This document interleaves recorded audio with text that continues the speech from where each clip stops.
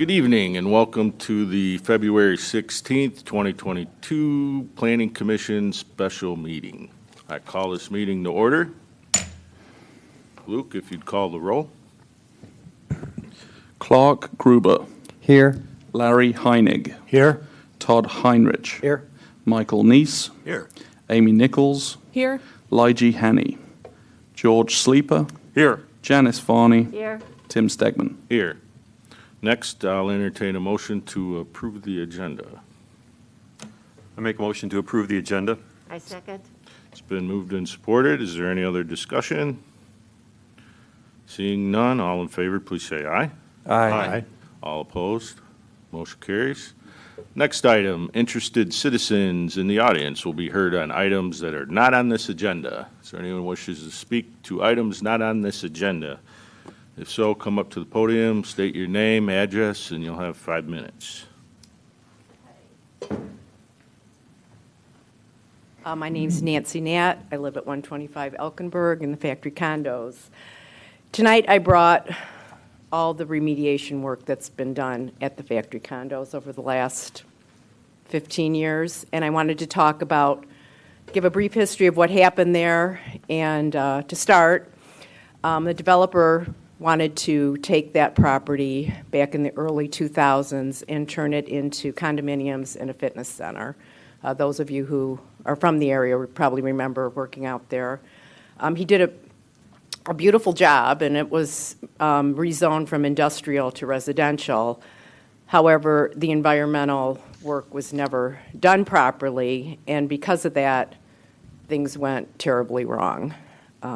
What they found while they were building there was that there was a contaminant called trichloroethylene in the soil, and that can lead to cancer, central nervous system diseases, a variety of things that are terrible, and they no longer even allow that chemical to be used in industry. It's a paint thinner and a degreaser, and it was used in factories all the time. And it was used at Overton, it was used at the factory condos. We continue to have to monitor our air quality and soil, and as a matter of fact, we cannot build on our back property due to the contamination that is still there, even though there was an effort of over a $5 million effort by the state of Michigan to try to remove the trichloroethylene. They were not able to remove it all. We were told by the remediation group, Global Technology Engineers, that the trichloroethylene should be tested for at the Overton site as well, because that toxin was used at that factory, and it was not tested in the environmental report that was done in 2015. If the developer at the factory had to file for bankruptcy, he's a friend of mine, I felt badly about that, and there were lawsuits within the condo because people were so upset about the high level of contamination. This all could have been prevented if a third-party environmental engineer or consultant had been required to come in and do an environmental impact statement before the property was developed. At the time of our development, there was no such statement required. There is now, and it should be enforced. Third-party evaluations are what is needed to put another layer of protection for the quality and well-being of the residents of South Haven.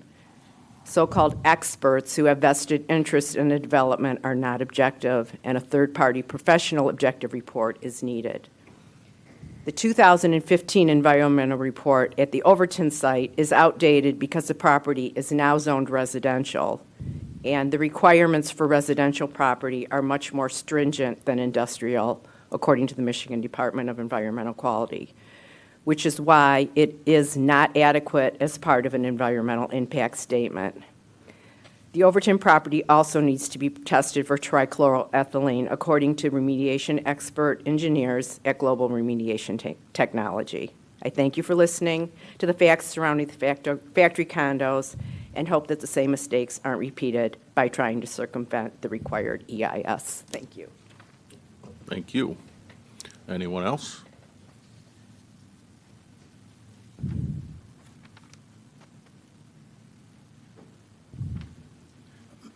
Dan Agnello, 964 Everett Parkway. First, I want to talk about STRs. First, I want to talk about the 2021 report, which was on last month's agenda. Look at the infraction area. They had 4 infractions and 2 citations. The year before, they had 8 infractions, no citations. But just keep that in mind, that isn't anywhere close to what the actual numbers are.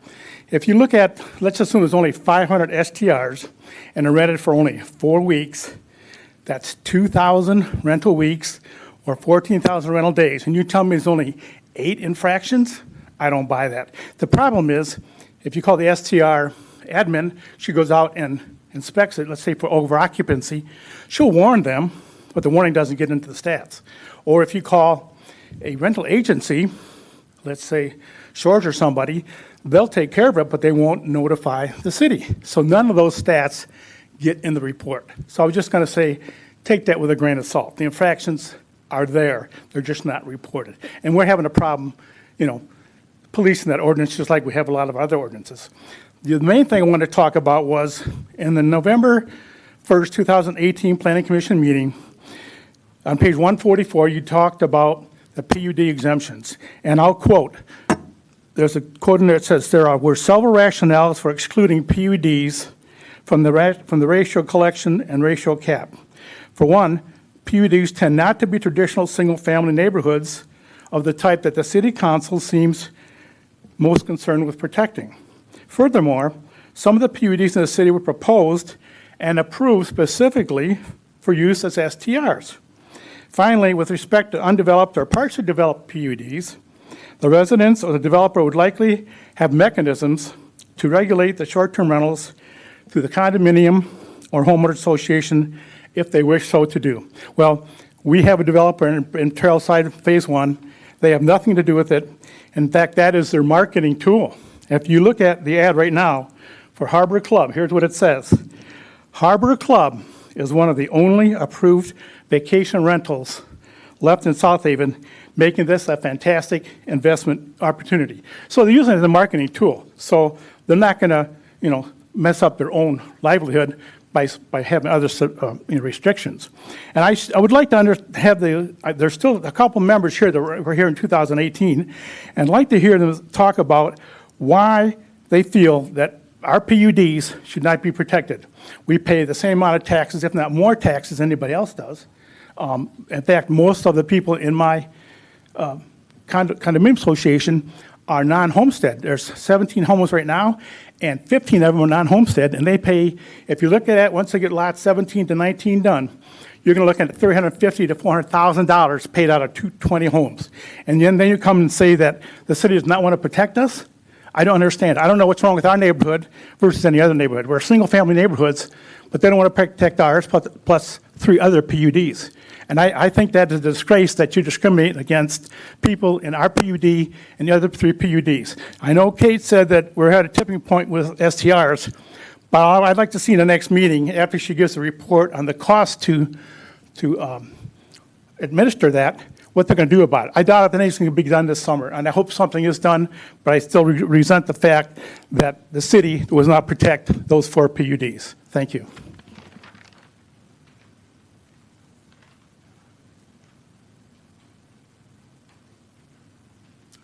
Mary Hasley, 726 North Shore Drive. I'm just confirming we will have an opportunity to speak on agenda item 5 separately.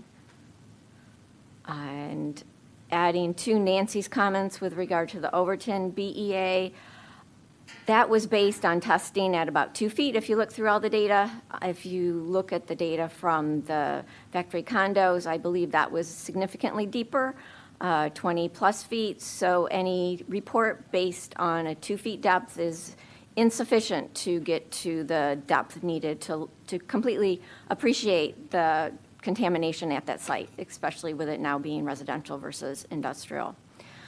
Furthermore, and most importantly, I need to go on record that the citizens are at a disadvantage for making comments because the city holds the information and we're required to submit a Freedom of Information Act request, FOIA, required to pay a fee to get that completed, and then the city can take however long they need. They can say they're busy with elections, they can say they're busy with this, with that, and they hold the information to prove them wrong. They also hold the information that you're seeking to prove other information wrong. So as long as the city is the holder of the information, the citizens truly do not have a transparent voice to voice concerns about inaccuracies, deficiencies, and incorrect information in staff reports. Thank you. Anyone else?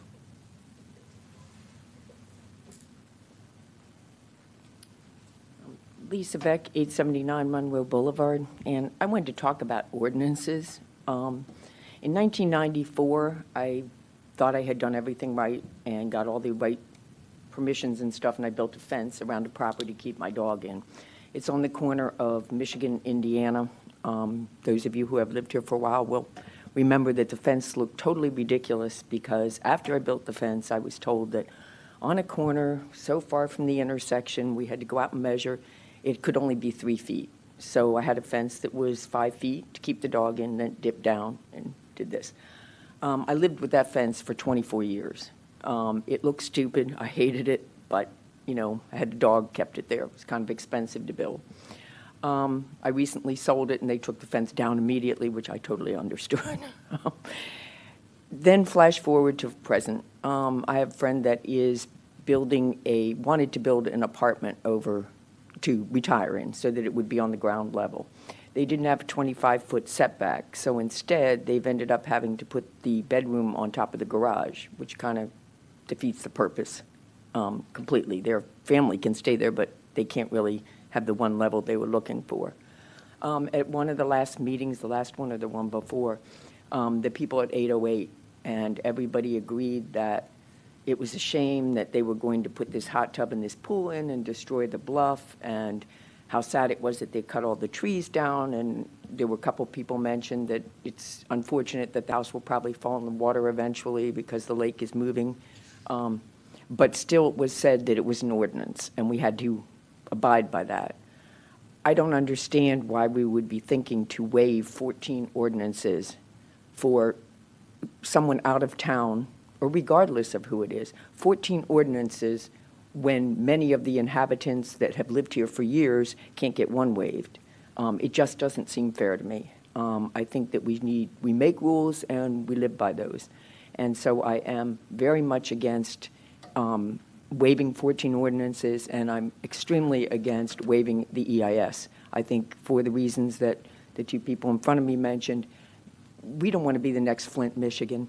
And if the city thinks it won't be responsible, once something happens and people start getting cancer, you better think again. And I don't mean just the city council, the whole city. I'm not talking to you guys in particular. But no one will come to this town. There will be no tourists. We don't have to worry about the rentals and things. There'll be no one here.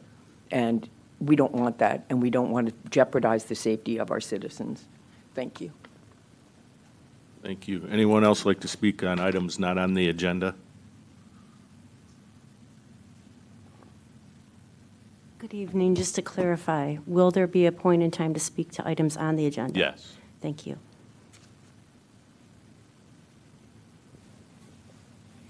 Okay, anyone else? Okay, seeing none, we'll move on to item 5, which is the Overton site, 229 Elkenberg, PUD application and site plan. And so this is a continuation of the last meeting, and what I want to do, without objection, if there's no objection, we'll continue the public hearing, and we'll have anyone who submitted a card that did not speak at the last meeting, they'll have a chance to speak. And then I suppose we will table the public hearing. That way, the commission will have a chance to discuss the items where we left off. And then when we're done with that, then we'll reopen the public hearing for additional comment from folks who had already spoken at the last meeting, if that sounds okay. Wouldn't we have to close the public hearing and reopen a new one? I'd say we just table it, just in case this meeting even goes till 10 o'clock, then we could have another meeting to follow up, and the public hearing will still be open. No? I would think Basically, we're pausing the public hearing. we're second pausing it, we're not time. closing it. We're not closing it. That's why I say you could table it, which means it'll come up later on. Yes, I'm suggesting, as I understand, Mr. Chairman, tabling it and will not close it, so therefore Correct. it's still a continuation, Correct. which would not allow additional comment. No. people who had table already it- spoken. Table it to later in the meeting, is what I'm saying. It doesn't necessarily have small to be a thing. motion. What I'm going to do is stop public comment, then there'll be commission comments, and then we'll go back to public comments. Yes. And those who spoke before will have a second chance to speak. That's where Is he's- that that's where normal? he's- That's where he's probably is the lower, the second chance. Yeah. Yeah, is that normal, though? Yes, we do. It's certainly not how we've done it before. Well, We've done that. we've done it before. But I don't know why we would open this up for additional. Because there's some new information that came forward, so you have to allow the public to comment a second time. It's fine, but we have to have a chance ourselves to be able to comment. We didn't get to last meeting. So we had over an hour of public comment and 8 to 10 minutes of the commission talking, so then we need to discuss the EIS first thing. But that EIS came to light and was actually commented on last time, so I don't know why we would re-comment on it. In fact, we had even had comments on the part not on the agenda. Well, okay, so I don't want to close the public hearing. I want to allow anyone who didn't speak at the last meeting Yes. to have a chance to speak. That's correct. And then later on in the meeting, anybody in the audience will also have a chance to talk again. And Nick, would you like to comment? Sure. So there does need to be an additional, there needs to be an opportunity for anyone who's here tonight to make a general public comment. The public comment period we just had was limited to items not on the agenda. What could be done is you could reopen the public hearing. You could close the public hearing after anyone who has not previously spoken in this public hearing has spoken. The planning commission could discuss this item, could make a recommendation, a final recommendation on this item, and could then have a general public comment at the end for any topic. That would be permissible under the Open Meetings Act. Excluding people who are here tonight from speaking on any topic is potentially problematic. So I think that's what the suggestion is. So it could be, doesn't necessarily have to table the public hearing. You could just have a general public comment session at the end, if that makes more sense to the Planning Commission. And that's if you're confident this meeting isn't going to go into a third meeting, okay? Yeah, and please understand, Mr. Chairman, my issue is not with restricting people from making additional comments. It's a Right. point of order that says if we don't close the public hearing, then it's my understanding is they're not allowed a second comment. I'm simply suggesting instead of tabling, you close it and you reopen another public hearing. That's a way to do it, too. And my concern is, I'm afraid the same thing's going to happen to us that happened the last meeting.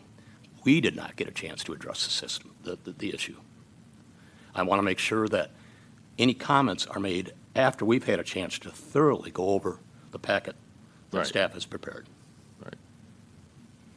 And we could table the public hearing till after we have comments, and then at that time, if it's decided to close it and then just open up for general comment, we can.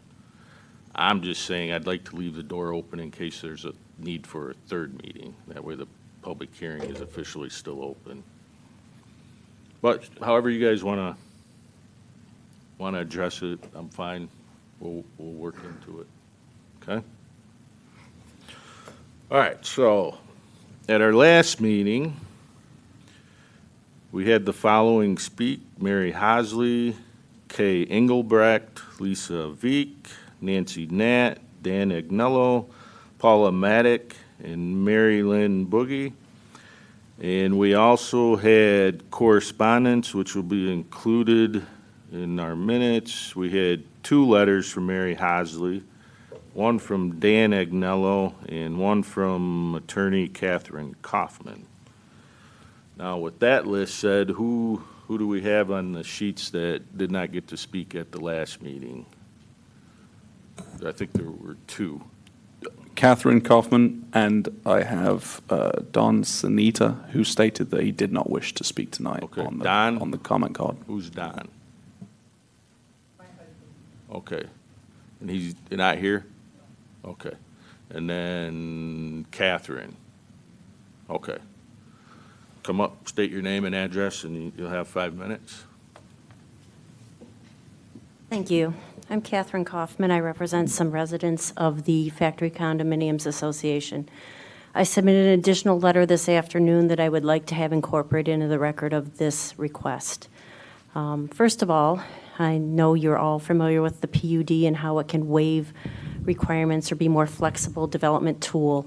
And there's different provisions that are required both by state law and in your own zoning ordinance. You know, in my last letter, I called out my concern about Section 1302 eligibility for participation in the PUD project, which references it says that a PUD must meet the underlying zoning district requirements unless a request for modifications meeting the requirements of Section 13062B is submitted and approved for a residential PUD. There is no 13062B. And in my letter today that I submitted, I note that the plain language of the zoning ordinance controls. We are missing the section that would provide the requirements which you could request a waiver of the RM1 underlying zoning district requirements. So it's not clear to me where the authority lies to waive the underlying RM1 zoning district requirements. I cited some case law. Your attorney knows it as well as I do. The plain language of zoning ordinance controls. So I ask that you look at that section. Secondly, and as you've heard from others that have already spoken tonight, I'm asking you to consider very carefully the request to waive the EIS. It was, through one of my clients who brought it up to me. This was an ordinance that was adopted in August of 2021, so barely 6 months ago. The Overton project was in consideration at that time. At least development agreements or other facets of it were in consideration. It would obviously be my understanding, as I'm sure it would be anyone who served on the Planning Commission or Council, that we would apply our ordinances that existed at the time to this project. I understand there are timing concerns for funding, deadlines, et cetera, but I'm not sure why the residents of this area and the neighborhood should be penalized for the applicant's failure to bring forward all the requirements of the zoning ordinance for a PUD. So I ask that you consider very carefully the request to waive the PUD. I read the staff report that was submitted for tonight's meeting that said the ordinance that was adopted last summer requiring an EIS was an implementation method to effectuate your master plan. So understanding that zoning follows a master plan, I would understand that would be something you would want to apply. You adopted it, you thought it was important, and I'm not sure why it would be waived in this case. So on behalf of my clients, we respectfully ask that if in fact you move forward tonight with a recommendation on this PUD, you strongly consider denying or recommending against the waiver of the EIS. Thank you. Thank you. Sorry, I got an additional comment card Okay. from an Elaine S. Yes, okay. Elaine?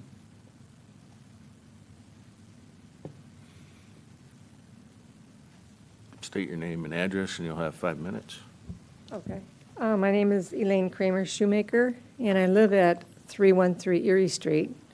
However, I own the property at 850 Indiana. I wrote a letter to the Planning Commission last time you met, and my daughter, who owns 822 Indiana and 836 Indiana, also wrote you a letter. Is someone here from the actual plan part, the Yes. proposed plan? Are they here? Yes. So I wanted to ask specifically, there's like 6 acres in this area, and the proposed 2 3-story buildings. Why would they plan to put a 3-story building 3 feet from a residential property at, behind 850, 832, and 822, 836, 822, Indiana. When they have 6 acres, I mean, I don't understand. So here's these 3 plots, and I have a feeling that, so I was hoping that there would be a picture of this thing up here that I have at home. So on this picture, our property appears to be nothing. And that's what I'm thinking, that they're thinking it's nothing. It's not plotted out like the 3, it's 3 50 by 120 lots that we purchased last year. And we were hoping to, each of us, build a house on this property. Well, I certainly don't want to build a small home on that property. If there's going to be a 3-story building, you know, across all 3 of the those lots. So I'm just totally curious why in the world on 6 acres with, you know, they've got Indiana, they've got Elkenberg, they've got where we ride our bicycles, that public park right there that we ride our bicycles on and walk. They've got all of that. And they take this 3-story building and put it 3 feet from our 3 lots. Please don't do that. Please don't let them do that. Okay. That's- We'll look thank into you. that. Thank you. Those all the sheets? Okay. Very good. All right, now it's up to the commission how you want to proceed. Do you want to close the public hearing or table it for consideration later on in this meeting? May I ask a question?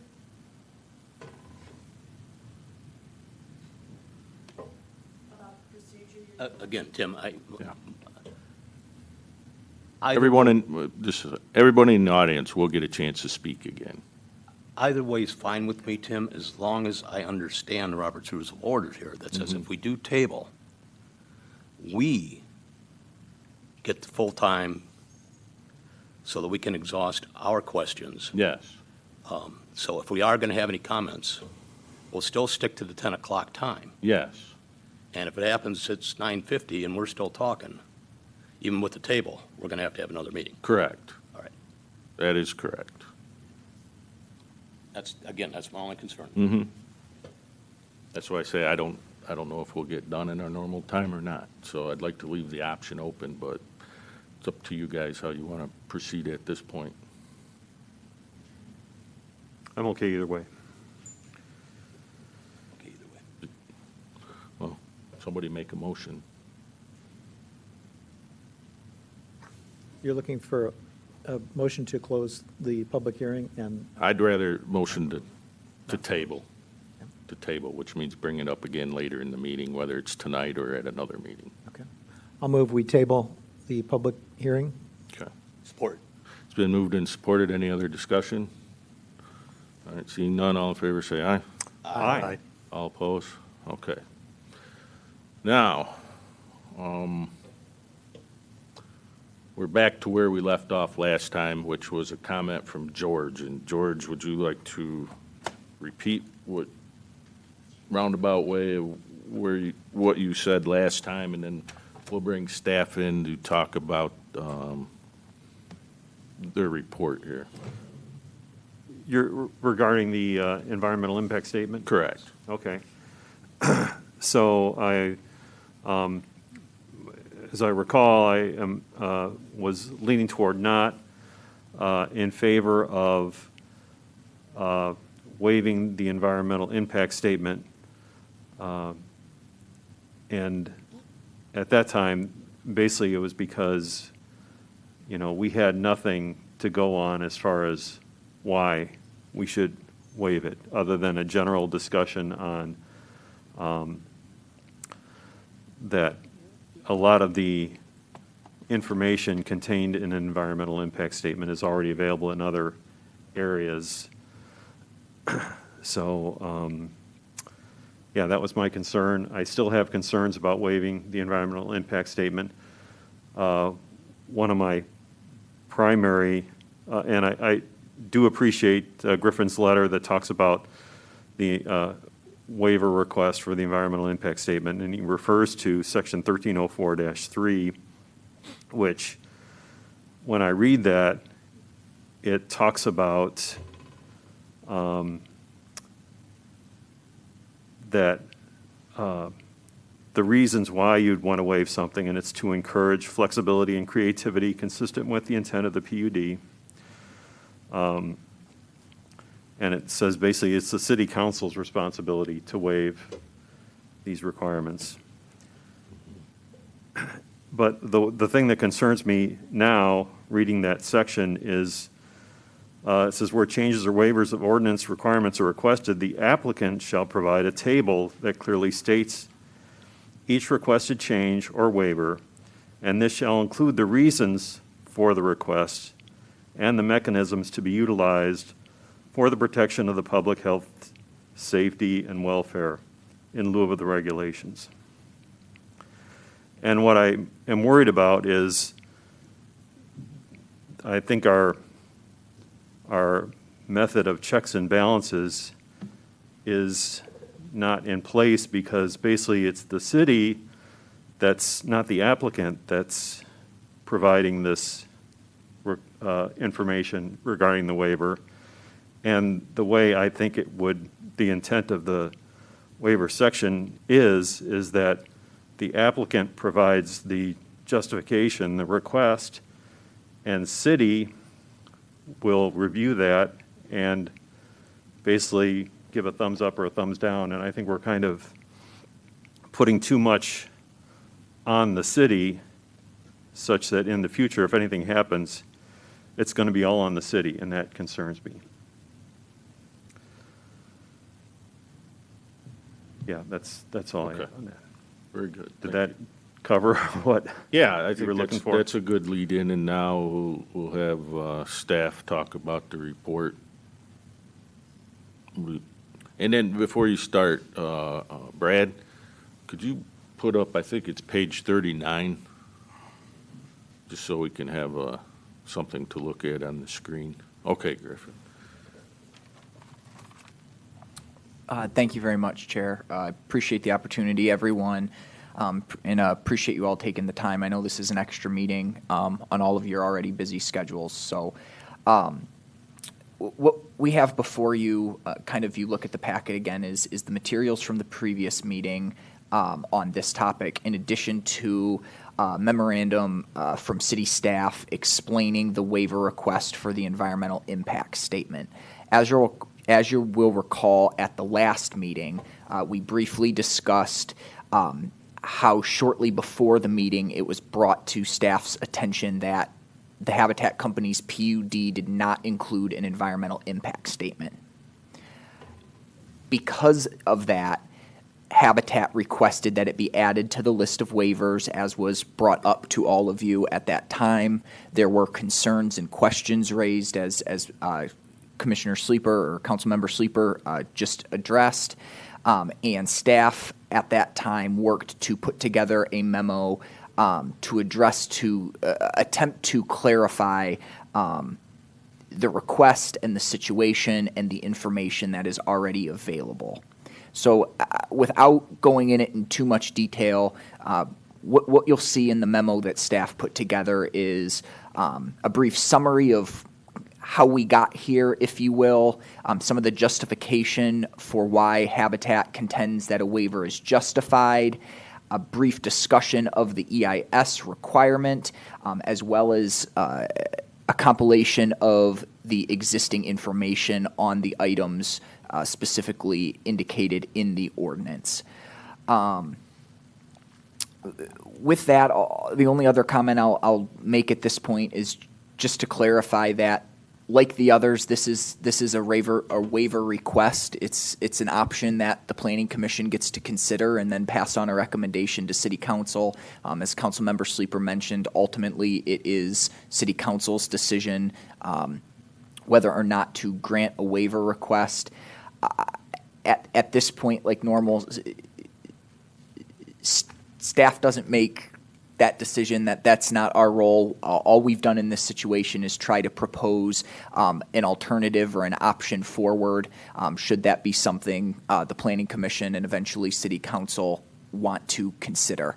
But other than that, I'm sure there are likely questions on some of these items. I guess I'll just leave it there for now and say that, staff will do the best we can to answer any questions on these items. All right, so I think probably the first question would it have to do with clearing up any confusion regarding an environmental impact statement versus environment with contamination. And I think any development, there's several phases for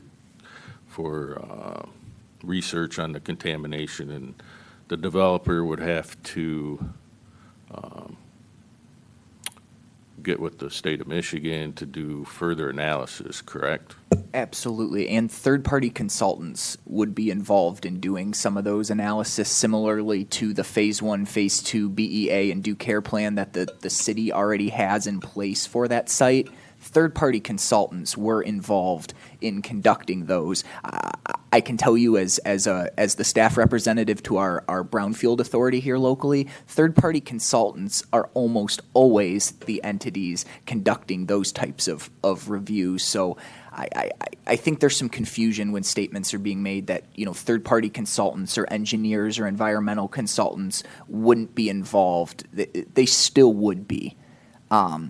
An environmental impact statement and a Phase 1, a Phase 2, a BEA, a due care plan, they're all different. And I think there's been some confusion trying to lump some of those together. They're very different documents.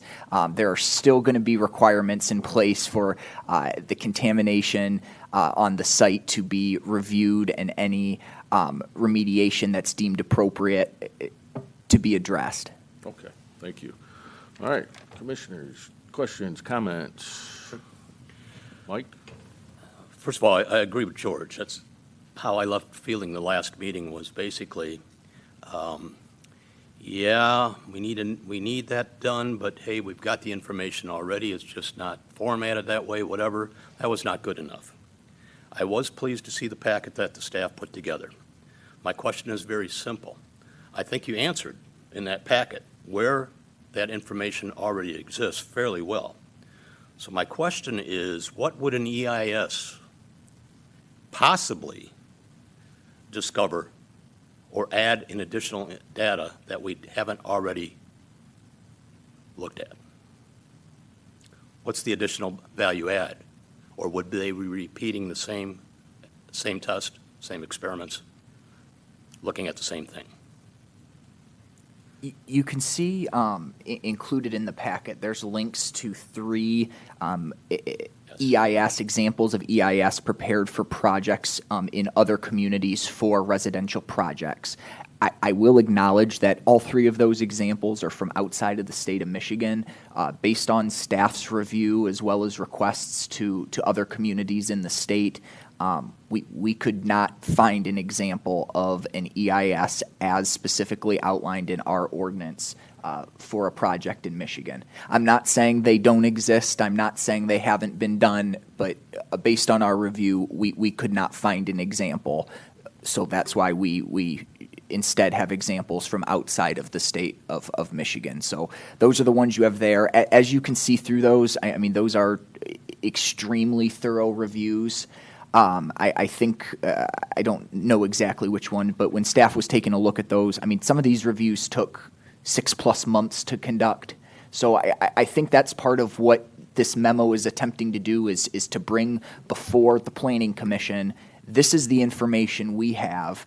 Is there additional information you all need or you feel you all need to make an informed decision or an informed recommendation on this application? If so, please let us know, and if that's something we need to move forward with, that's the decision you all can make or the recommendation you all can make to City Council. But if not, this is the information that we have available if you feel like you all can make an informed decision. So I apologize for kind of the roundabout answer that is partially for you all to determine. Is there information that you all need that you don't feel like you have right now? One thing I would add to that answer is there are specific categories of information of what's supposed to be in an EIS listed in the ordinance. We took those categories verbatim and basically said what information there is. There's something covering each category of information that we already have in our existing report. We can't say definitively what additional information, if any, a consultant might speak to with respect to any of those categories. The purpose of this memo was to show that each individual category is addressed in some way in the additional materials. And then it's really not to punt, but it's really up to the Planning Commission, ultimately to the City Council, the way the ordinance is worded, to determine whether that information is sufficient. Thank you. My second comment is, I find this situation to be a little different. Well, I'll just say it as I feel it. I think we bear some responsibility as city government for this situation. I don't fault the developer for not having developed the EIS up front, because, damn it, we didn't tell them they needed one. You know, we bear a little bit of the responsibility of not letting them know in due course that that was part of the requirement, unless we did. My impression was from our last meeting was like, well, yeah, a little bit of a staff oversight there. So to that end, I'm a little reticent to push them to extremes when I think we share part of the culpability. Just say that's an accurate representation of the factual situation. The developer did not know about this requirement until very shortly before last meeting. And to Councilmember Sleeper's point earlier, that is the reason why this report is stated as a city report. Essentially, Habitat did not have the ability to make that request in writing prior to the meeting. We have since spoken with Habitat. They've laid out their basis for the waiver. We memorialize that in this memo and then summarize the information in the city's. Basically, staff is trying to work with Habitat to work through the situation given the factual circumstances under which it arose. Thanks, Nick. And that's why my question. So that leaves me as a commissioner to put this thing on a balance scale. You know, have we done enough work to satisfy what an EIS would turn up and discover? Has that work already been done and documented? Or is what an EIS might discover overwhelming enough to possibly force a delay in this project, to incur the extra costs? To me, I'm at a balance point here. And I'm suggesting to the other commissioners what I've read in what the staff put together satisfies me unless someone can identify what an EIS might discover that we haven't already asked for. And that doesn't mean I'm not sensitive to the environmental. Hopefully I'm not running afoul here in my comments. I, too, was very concerned about factory condos. That was my gym, and Nancy knows that. People know that. I mean, I love that place. I was one of the outspoken people that said, why are we letting people live in the factory condos? But, we do. So, again, that's on a scale, too. At what point do we say, empty the factory condos versus stopping this project? Heavy metals, my goodness. Lord knows what we would discover if we did an EIS today on Trailside. That's National Motors. That's a whole lot different than Overton. National Motors turned steel, turned metal, used cutting fluids. Overton was a woodworking, different chemicals. So to me, I'm just looking at this thing as a balance point. What do we do? I'll listen to everybody else. Okay. Who's next? Mr. Chairman, I can tell you what my view of an EIS would add. A lot of boilerplate. I think we have in front of us right now all of the pertinent information that we need for this project in much greater detail than we would get from an outside agency. We would also get an awful lot of general information that isn't focused on this project in this city. And I have read several in my career, several environmental impact statements.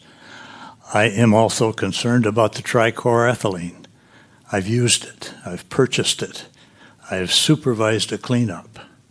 And that is something that very definitely needs to be looked at. But that's not the kind of an EIS that we're talking about here. That's an environmental cleanup situation. And so, in my view, we are not leaving anything on the table by not doing an EIS. We have the information we need.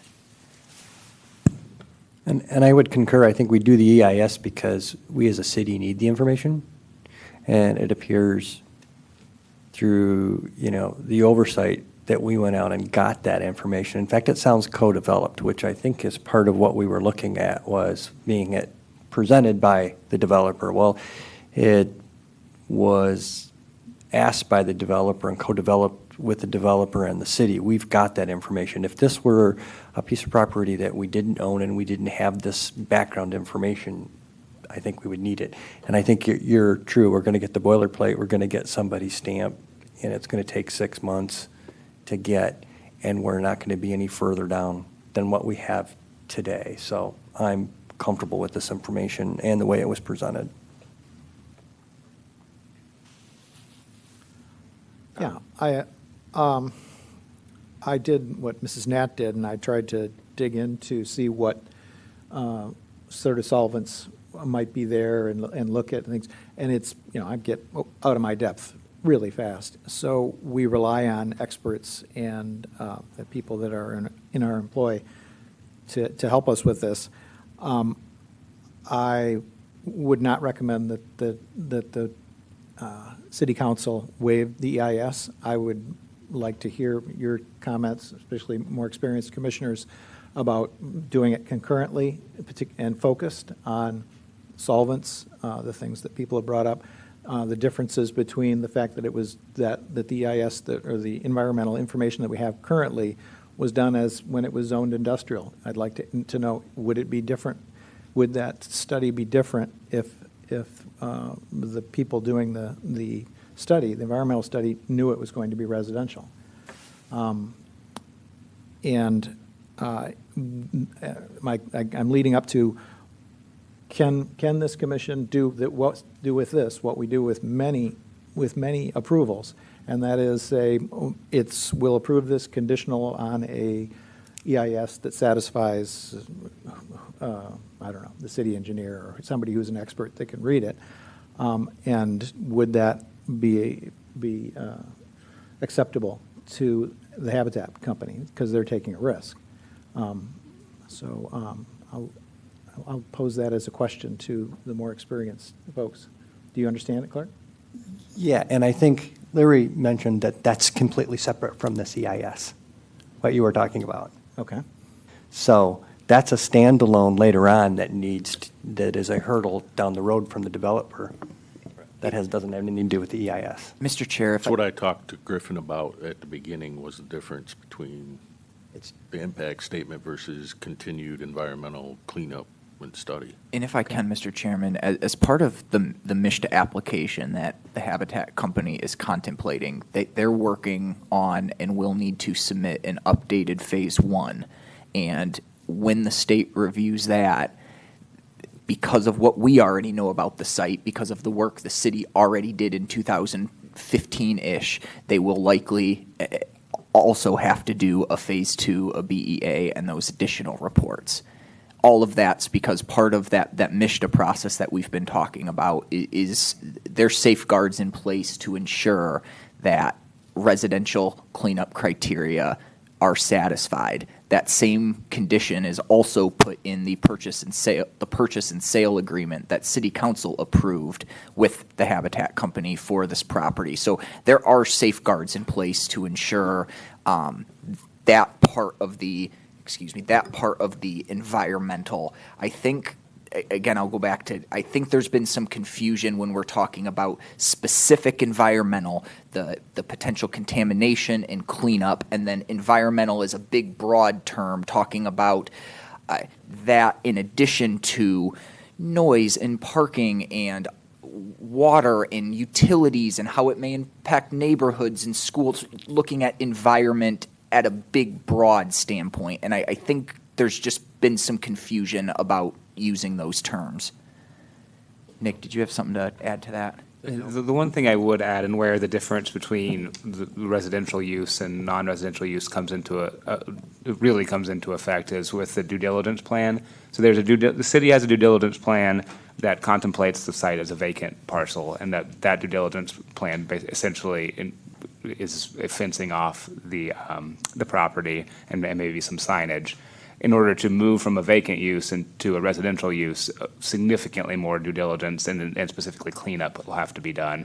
And that will require the review of a new due diligence plan by Eagle. That's required both as part of the MISHD application and as part of their contract with the city. And that will be reviewed by state environmental regulators and have to be approved and followed, and the site will have to be brought to the residential standards before before anyone can occupy the site. So that essentially is a separate process. Some of those things would probably be addressed in an EIS statement, most likely, but it would likely be pulled from the existing reports. And the EIS is much, as Griffin was saying, is much broader. It has a much broader sense of what environment is, and it's not, EISs can be done on properties that aren't contaminated at all. Because this property is contaminated, it has these additional documents that have already been done and that will need to be updated by Habitat in conjunction with this process. Okay. Yeah, again, I'm new with this. The parts of it that they just mentioned, the impact on schools, traffic study, those are things, the traffic study, from my own personal standpoint, I've stood out in those streets and there's no traffic for months out of the year. We want more traffic. We want, forgive me, but we want more noise. We want children playing, and that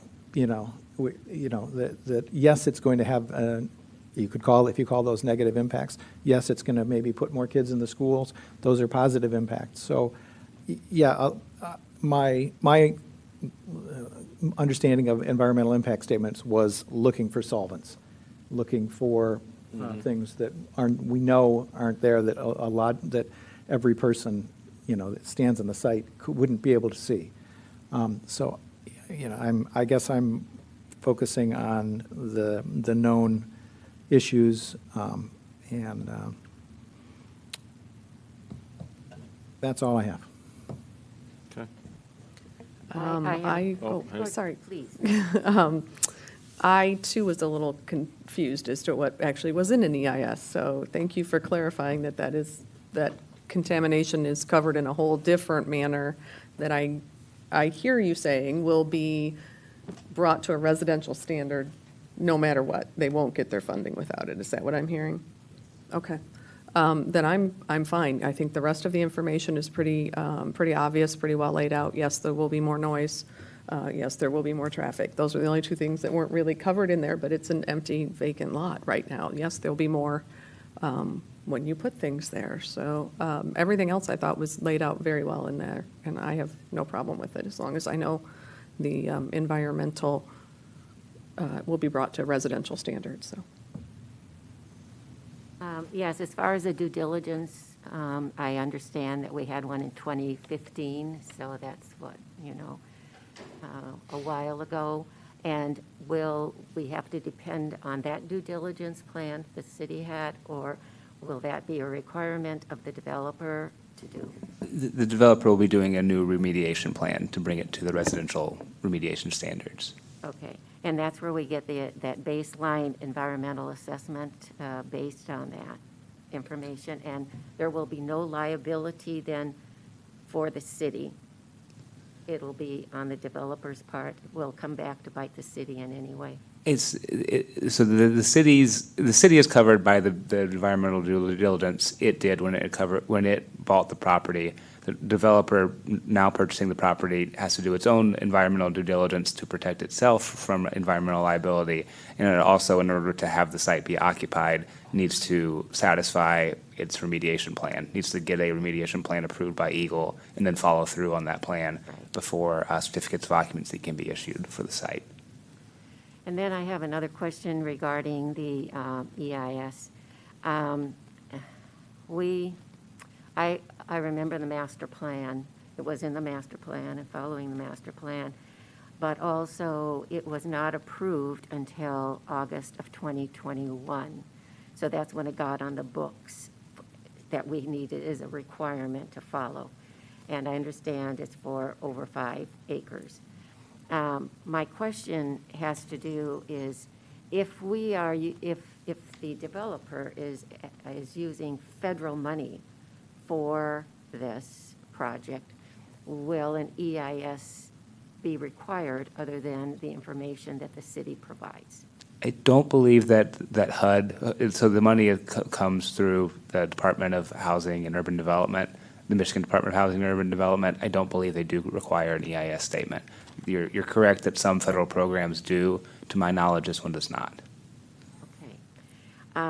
Also, I wanted to know, when was the submission of the initial proposal?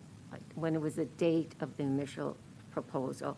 I'm trying to figure out if it was submitted prior to the August 2021, when the ordinance was posted as a requirement, or was it submitted after? This PUD application came in the October, November, maybe even December. That, I think November, it was December. It was December. So Correct. So it came in after? This PUD application, Yes. correct. All right. the project was in development stages prior, but the specific application that would trigger the requirement was definitely after the ordinance was in effect. Correct, but that highlights what, Mr. Neese mentioned a little bit ago, is this is definitely a unique project in the sense that, it's been something the city's been contemplating for many years, and obviously there are, I'll just say, complications when city staff facilitates these review processes, and at the same time, the city is the owner of the property. So, to your direct question, absolutely, the application that's before you all came in after that, but yes, the project's been contemplated for a long time. I really appreciated all the comments that you provided as far as looking at the EIS. I think the bulk of the concerns that are listed in an EIS statement have been addressed. However, I do have difficulty overriding an ordinance that we have in our city, especially since the application came after the ordinance was voted upon to put in as a requirement. Now, the ordinance allows for the waiver. That's part of the ordinance. So the fact that the application came after the ordinance, that's true, but that's part of the ordinance, is the opportunity for a waiver. Is that part of the PUD, or is that part of the ordinance It's itself? part of the ordinance itself. Right. Part of the PUD ordinance, there's a provision in the PUD ordinance that essentially says the city council can waive any requirement of a PUD and any requirement of the zoning ordinance, period, whether it's within the PUD ordinance or within another section, like the CIS section. So I you are understand, it's my discretion. correct. Yeah. So you are theoretically you are both correct. Yes. You're correct that the ordinance says it's a requirement, and Mr. Heinig is also correct that, similarly to what's being, there is an option that it could be waived if Planning Commission and City Council make that determination. All right. I do have another question, if I could. Okay. So, looking at your letter, the staff letter that talks about the environmental impact statement, one of the item 1 talks about the impact from the proposed development onto the municipal utility system, and you talk about the city engineer's report, which I think is on page 32 of the packet. But in that city engineer's report, the first item that's looked at says not approved next to it.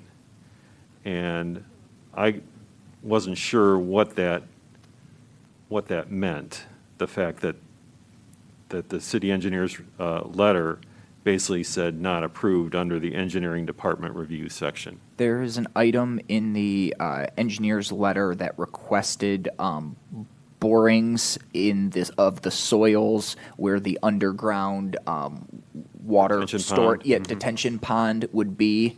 I think the two comments I have for that is one of the proposed conditions, should Planning Commission decide to move forward, would be that any conditions or like requests like this made of the city engineer, there's also a similar one for city fire marshal and so on and so forth, that they need to be met.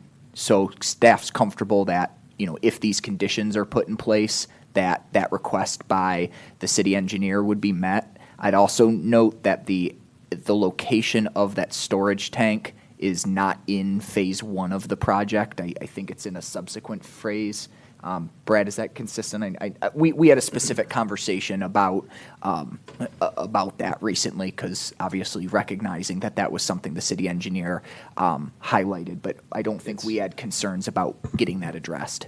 From my recollection of the utility plans, the detention pond is actually underneath this parking lot in rental phase 2.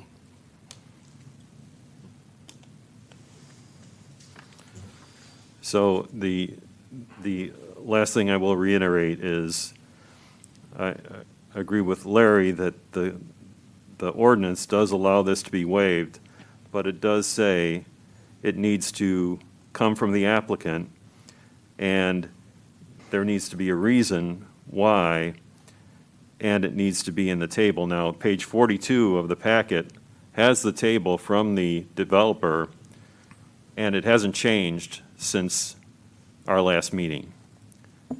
The applicant has offered to update that table, again, in the interest of just getting the materials ready quickly, since this came to light so quickly. The city took the conversation with Habitat, memorialized it in this memo. We'd certainly be willing to ask the applicant to update that table prior to going to city council. George, I think that's a great segue, if I can. I do know we have the applicant's team here.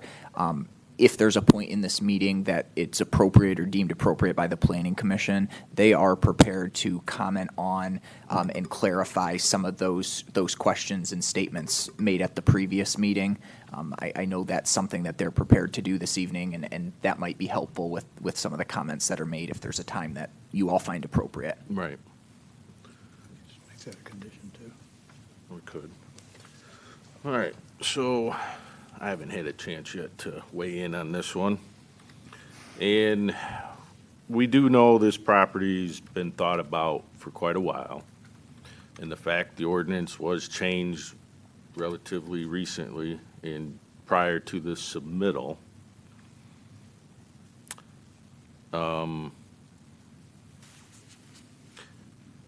It brings up in my mind that if this wasn't a city-owned property, if it was privately owned and this kind of request was coming, would we even be considering waiving it?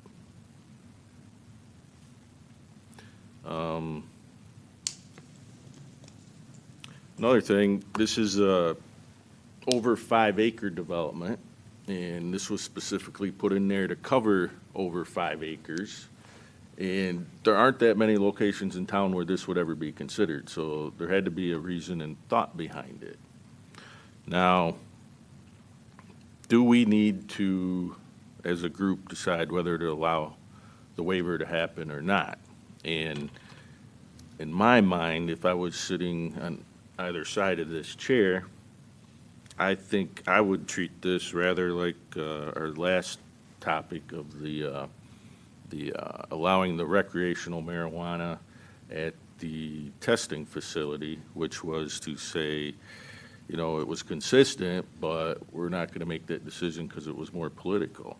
And I think you could, if we're going to make a decision on the EIS, you could actually do a motion to postpone indefinitely and put it on council to make the decision whether to waive it or not.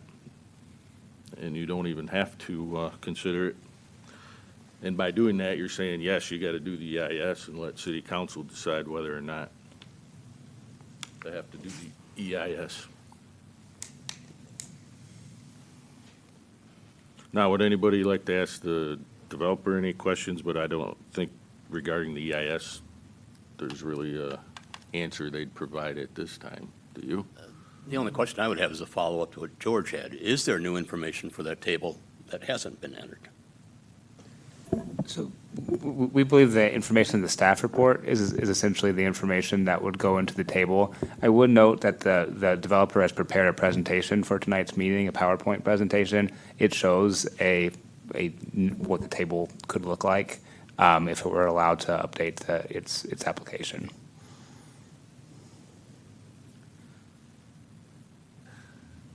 I'd certainly like to see that. I'd like to see how the developer was responsive to the last meeting.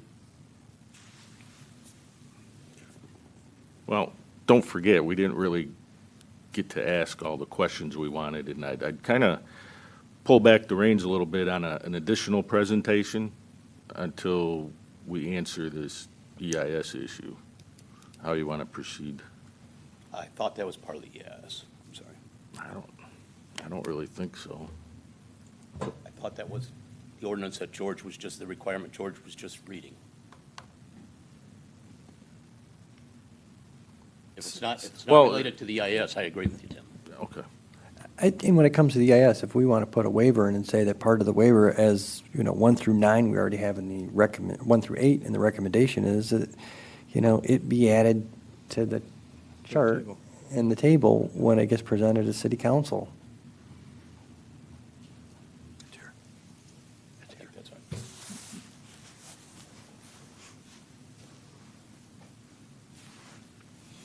All right, where do you want to go from here? What else do you want to talk about? Or would you like to have the developer give their presentation first? I don't have the same interest with that information that was just presented. I'm fine. Clark, I like your approach.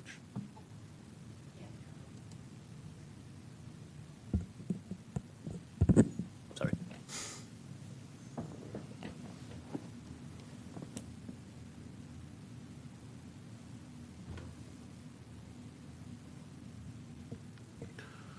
Well, you want to talk about what was submitted last time and do Q&A with the developer? Or hear their updated proposal? Mr. Chair, if I can, I don't think it's an updated proposal. It's the same application that was brought before. I think more specifically, it's clarifications to some of the questions that were asked at the last meeting. I know specifically there were questions and concerns about garbage location and parking, and I think it's clarifications for those items. It's not a new proposal. Okay.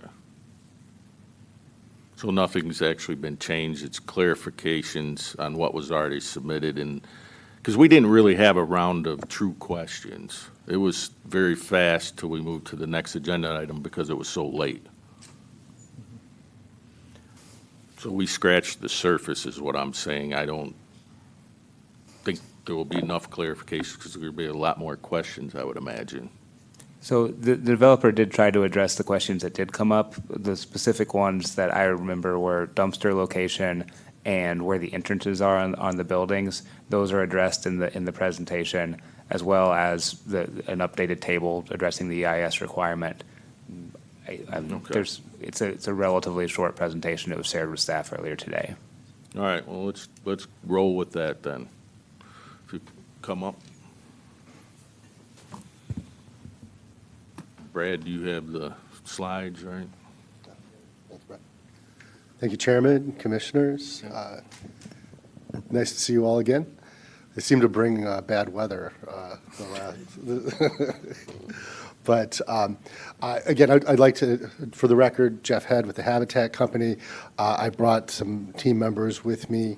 Our attorney. Why don't you bring your team up with you? And, Okay. And so we know who. Yes. Introduce them. You want to introduce yourself, Tim? I'm Tim Orlebeck. I'm an attorney from Grand Rapids representing Habitat in this matter. I'm Clement Audu with Netherveld. I'm the civil engineering project manager on this project. Good evening. I'm Chris Bennett, a director of housing for Dwelling Place. Okay. So You guys can sit down. for now.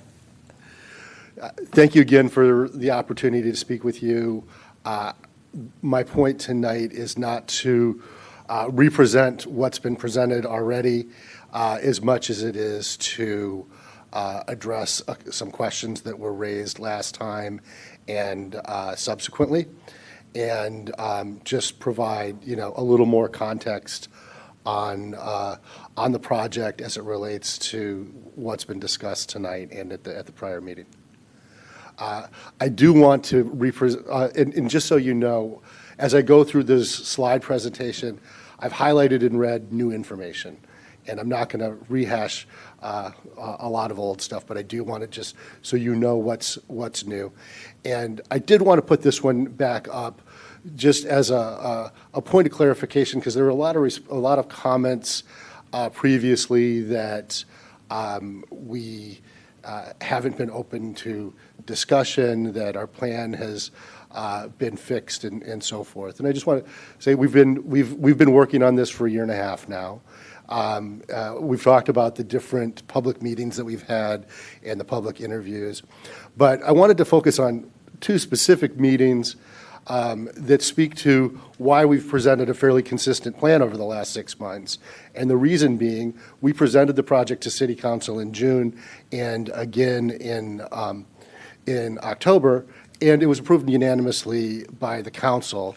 And so we feel like we have a plan that there's general agreement on what the proposal is. And the approval by City Council was subject to the review that you all are doing and doing thoroughly. So we feel like we've worked through a detailed process and come to a relative consensus. I would also note that at the prior council meetings, there were large groups of public that took part in those meetings, a larger group than have been at the recent meetings. And notably, I kind of kept a tally on the nature of the public comments, and the public comments were in favor of the project, notwithstanding the folks who've been to the Plan Commission. It's oftentimes, as you probably know, supporters don't come to the Plan Commission meetings.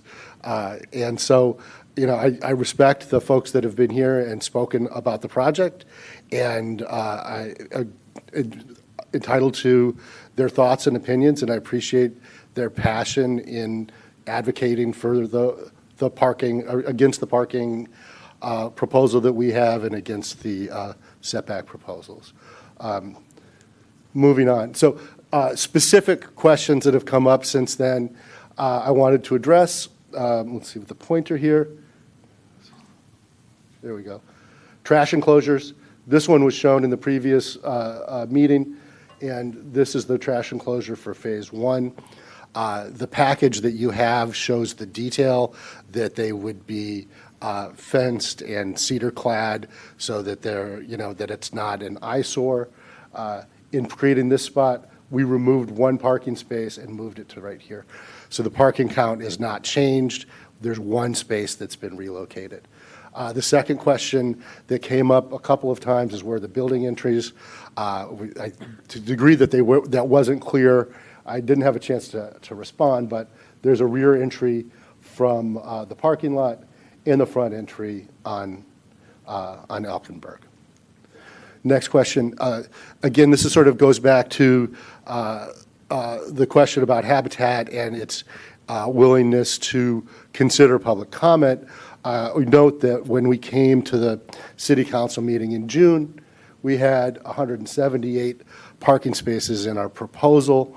We heard the comments from the public, and when we came back to present the plan in October as part of the approval of the redevelopment agreement, we came with 197. I won't make you do the math here, but it shows the number of spaces in each phase. But we went up to 197.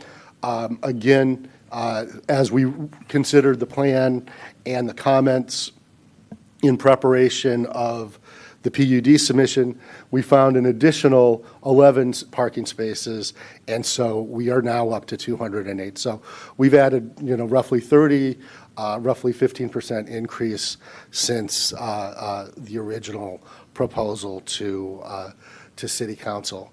I'm aware that there were some comments related to adjustments in the unit mix, which is to say the number of bedrooms in each phase or the number of units of certain bedroom sizes in each phase. And I just wanted to put in front of you all what those changes are and provide a little bit of background on why they were made. You see, so we have 1R is one rental, FS is for sale, and 2R is the second phase of the rental. When we came in October, we had 41 bedrooms in phase 1 and 11 two-bedrooms. We've updated that to 39 and 12, and the only reason is just related to the stacking of like-sized units and the practical allocation of the units that was previously more of a math equation was aligned with the actual building structure. So we changed from 40 to 39. Secondly, when we came in October, we had not developed or formalized the relationship with Dwelling Place. It was more that we were proposing that relationship, and we were, at the time that we were working on the redevelopment agreement, when that was approved, Dwelling Place became more of an active part of the planning on the northern portion of the site where the for sale housing is going to be. In their view, 26 two-bedrooms wasn't the right mix. It was more toward the 9 and the 17, and so we agree with that plan. And I don't think that it adversely impacts anything in the site planning, but it is a change. And then lastly, in the second phase, we went from 41 bedrooms to 48, and you'll see in some of the analysis that I provide in a minute. Part of that related to just the impact on the parking in the second phase was reducing the expectation that it would reduce the demand on the parking a little bit, and so again you see the difference. I don't want to spend a lot of time explaining a chart that's fairly straightforward, but I know the question came forward and I just wanted to be able to address it. Here, as Nick mentioned, we provided what would be the form of an updated table. Everything is similar to what we came with 2 weeks ago, adding the environmental impact statement with the rationale, and we would be happy to fill in the rationale in more detail if necessary. But this really tracks with the discussions that we've had with staff. I would just want to take a 1-minute sidebar on the EIS. On two counts. One, I think that you've well sort of identified the conflation between an environmental impact statement, which addresses a broad range of issues that are broadly environmental, and the environmental remediation reports and plans that we're required to do. And I just want to make clear that, as I've said in a number of city council meetings, we're required by our contractual relationship with the city of South Haven, as well as the financial requirements and legal requirements with MSHDA, to do everything that's been suggested by the panel here tonight and by public comment, which is a complete phase 1 that replicates and updates all of the studies that's been done to date as to past conditions that may have caused contaminations. And then the phase 1 will recommend a phase 2. A phase 2 is really where there's borings into the soil, and the soils are tested and in multiple locations, and so that there becomes a remediation plan. The remediation plan is implemented during the construction period of the actual project. And so, as I've said to City Council on a number of occasions, we expect these requirements, and we expect them to come back dirty. Every project that we've done has been on an infill site, whether it's residential, formerly residential, or formerly commercial. But our operative assumption is that there's soil contamination. It needs to be dealt with. We have tremendous experience in doing that. We have multiple engineers on our, both as consultants and on staff. But as Griffin mentioned, we would be using third parties to do all of the investigations, prepare a plan that's then approved by the state of Michigan through Eagle. And it's both, they'll review the Phase 1 report. Phase 2 is the soil conditions and plan forward and do care plan, and then how that's, and we'll oversee the cleanup during the construction period. So I just wanted to be on the record with that. So our waivers, we have 3 waivers, and I just want to refresh a couple of things that we talked about. This is our site plan. This is the review of the waivers. The only thing I want to flag on the site plan is there were some questions last time about where would guests park. And we sat with the architects and with Dwelling Palace, and we identified 10 parking spaces here that could be dedicated as guests spaces that would be open to residents of any phase. We could make the appropriate easements to allow that to happen. We can do that without negatively impacting the for sale development phase where there's in excess of 2 spaces per unit. Again, I just want to show the conforming plan with all of its parking and its lack of green space. The plan that we can build of right. And we're proposing the changes to the parking that are shown here, fewer parking spaces, but we feel like an appropriate number, and the setbacks moving from 25 to 15 feet. I just want to refresh that we presented this last time on parking, and there were so many comments. I want to reiterate that the analysis that we think is the appropriate measure of parking spaces is the utilization rate as opposed to number of spaces per unit. We analyzed 4 properties in our portfolio, all suburban or ex-urban properties. None of them are areas with high degree of transit. They're car dependent. And what we found was an average of 1 car utilized per unit. What that means for our properties is, notwithstanding we have 1,600 units, we have 2,500 parking spaces, so nearly 1,000 vacant parking spaces over the sample size. And we're trying not to replicate that here. We think that a utilization rate of 1.15 provides some additional cushion and an overall mix of 1.5 spaces per unit.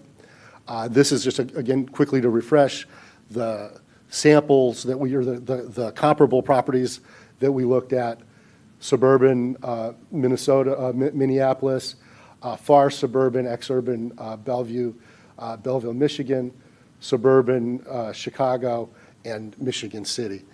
So these are not urban properties. They're not high-rises. There's not a train next to them or a bus station. These are similar types of spaces as to what we're proposing to build here. I thought that there were some good questions about the relationship between the different phases and the parking mix. And I think that one of the things that I wanted to review, because I thought they were good questions, and I wanted to test my hypothesis. And so what I've shown here is, for 1-bedroom units, we've always budgeted 1 parking space. And I think the reasons are obvious. It's not universally. There may be somebody who has 2 spaces, and there may be somebody who takes none. But I think that 1 per unit is a very safe number for 1-bedrooms. Then I took the 2 and 3 bedrooms and looked on a per phase basis. And so in phase 1, the ratio on the 2 and 3 bedrooms is nearly 2 units per 2 spaces per unit. In the for sale phase, it's over 2 spaces per unit. And then in the In the final rental phases, it's just under 1.5. But when Phase 2 is developed, really the appropriate measure isn't Phase 1, Phase 2 being differential, because they'll be blended. We're not going to have a fence between Phase 1 and Phase 2. All of those parking spaces will be available on a cross basis. So the blended number is 1.68 on the 2 and 3 bedroom spaces, and the total ratio then is 1.18, which is a little above our target. And the blended all phases is just under 2. So I just thought it was an interesting analysis. As I dug into it, I thought it was appropriate for you all to understand that, because there have been a number, it's been consistently the most commented on issue in our development. The other waiver that we're requesting is the setback. Again, refresher on what was here before, noting this is approximately 16 to 18 feet of a setback. This is clearly far less than that on Indiana.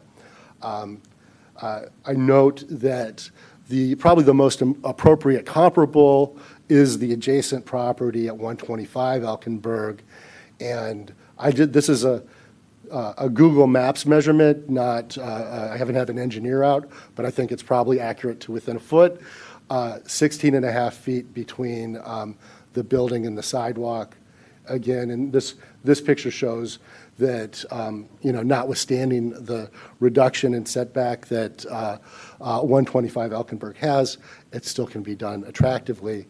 I believe that the great landscape architects that we have will probably improve on what you saw in the photograph, and will really make a lot with the space available with the native plantings and trees and planter boxes, and believe that we're going to have a very lovely corner here at Indiana and Elkinberg. That's the end of my discussion. One of the things that I wanted to have Tim Ollerbeck join me for was, in case there were any other technical questions related to our waiver request on the EIS, that he can probably more accurately articulate the technical reasons for the waiver. But I did want to say that, notwithstanding what has really been a great job that city staff has done working with us on this project throughout, we were a little disappointed to find out about the EIS requirement literally an hour before the meeting 2 weeks ago. And during the period that, we had a lot of discussions about the environmental remediation component during our redevelopment agreement discussions. And I don't mean to say this as throwing these guys under the bus or anything, because they've been really great. I just mean, we were all a little bit surprised when we found out. And, from a standpoint that's a non-technical standpoint, it's hard for us to feel like we made any error in not knowing this. We worked closely with staff. We worked from the requirements that were on the public website. So that's all I have for tonight, but I'm happy to answer any questions, and I appreciate everyone's time. Okay, thank you. Well, who has questions? I have a couple of questions. You were talking about where people enter the building, and you explained the one on the corner there. However, how about buildings C and B? Because they're Sure. near the trail.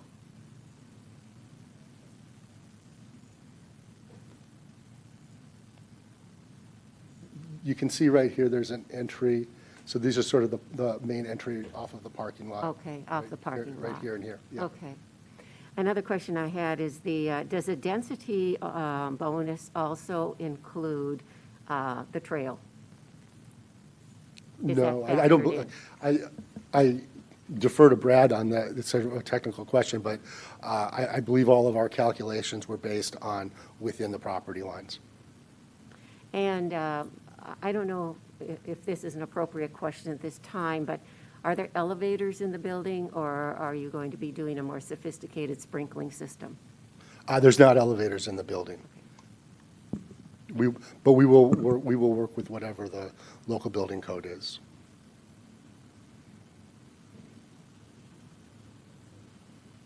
Anyone else? No. No? Could you pull up that last slide again? So that two-point perspective, I was looking at the planting plan, and in my eyes, the planting plan does not match that two-point perspective because those trees are too tall to be malus species. Can anybody address that? Those aren't crab apples. Those are real tall as the building are. And I don't see that on the planting plan. And the reason I bring that up, and maybe you'd like to comment, with street trees as opposed to small trees, in the setback they're asking for, you can't put a big deciduous tree in a 16-foot space. It'd have to be 25 or 30, so just thought I'd bring that up.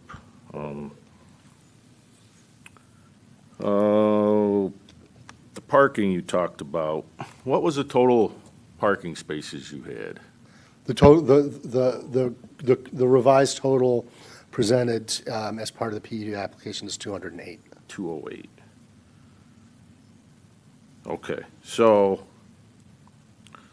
if we say one parking space per one-bedroom apartment and one per 2 to 3 bedroom apartment, that equals 178. And I come up, so the point I'm getting at, you have 64 extra spaces then. Are those designated visitor spaces? Are any of these spaces designated to belong to each unit? Are they numbered, that kind of thing? The for sale would likely have designated deeded spaces. The rental would not be assigned spaces typically. Okay. So let me just pose this arbitrary type of question. You have some 3-unit rentables, or 3-bedroom rentable Yeah. units, right? Yeah. And if you had, let's say, 3 students from LMC decide to rent, and they each had a car, that would seem to me to present a little bit of a problem. Well, we don't have a lot of 3-bedroom units, so it's just kind of flagging back to the 3-bedroom units. There's 7 of those, so it would have to be a situation where all 7. But notwithstanding that, we have what I've shared as kind of the typical utilization, where a lot of a lot of those units, even in that scenario, there's a number of others where 2-bedroom spaces are a single parent and a child, or that are not using 3 spaces. And so that, what you describe exists at all of these places too. Mm-hmm. And we end up at an average of just over 1 unit per 1 space per unit. So, I mean, certainly in a scenario with this large development, Bellevue, which is not so far from where Eastern Michigan is, Eastern Michigan University. There are students that live there. We still have this utilization rate of less than 1, and it's a large sample size. I mean, 1,100 units. So the sample size is big. The unit mix is more heavily weighted towards 2s and 3s than what we're proposing here. So I believe that the ratio where we have nearly 2 spaces per 2 or 3 bedroom unit addresses the concern that you raise. Anybody else? No? Okay, thank you. Thanks, Commissioners.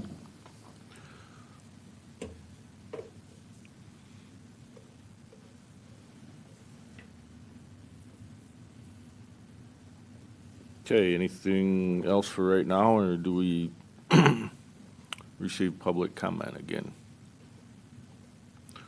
Which direction do you wish to go?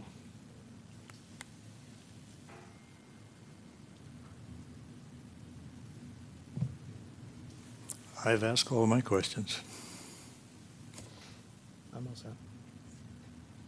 I've asked my questions. You sure? Good. I'm good. Okay. Well, Luke, you have all those sheets? Up first, we have Mary Horsley, followed by Dan Agnello.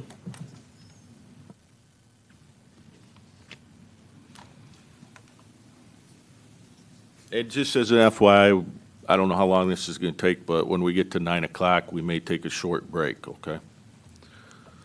All right, Mary, Mary Hasley, 726 North Shore Drive. might want to bring the mic down.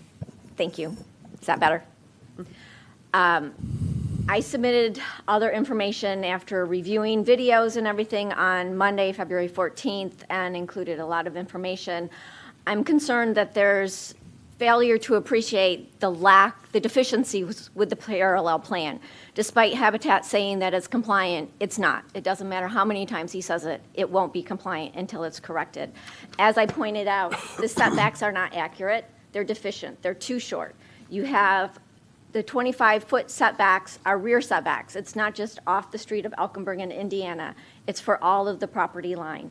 And to have just 12 feet between their proposed building and the private property is just completely non-compliant with the RM1 underlying zoning ordinance. Also, the townhomes fail to comply with the RM1, and I've already discussed the completely disingenuous change of the parallel plan one day after Catherine Kaufman requested clarity of how the bonus density was calculated, because it made no sense. The base density should most likely be less than 125 and definitely less than 133, which they're proposing. And the amount of open space is still unclear, considering the fact that the average of the three almost equally sized parcels is only 23%, but they are miraculously coming up with 26%. And I provided that on this colored grid, which he seemed to like for his parking also. And regardless of the statement that the city council approved the plans, no, the city council approved negotiations. The city council approved executing an agreement, and that agreement specifically said under 2.5 with zoning that the planning commission and other city organizations, departments are supposed to comply with our rules and regulations, are to give no deference. Unfortunately, the staff report has given deference, has failed to identify failures of the parallel plan to meet the underlying zoning requirements, to set the base density, and also to inflate the density and the density bonus.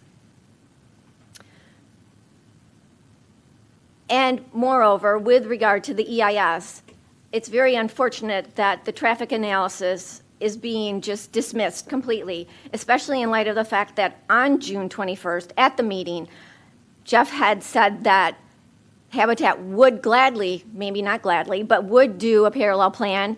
In fact, he said there is no problem doing that. That's about 45 minutes, 30 seconds into the standard meeting, the regular meeting, not the special meeting that started at 5:30. And at that same meeting, I can almost guarantee you 100% that Mayor Smith and other city council members said that it's a conceptual plan, there's still more discussions to be had, and that has to go before the Planning Commission. And it's very unfortunate that the city has pushed this heavy burden onto the Planning Commission.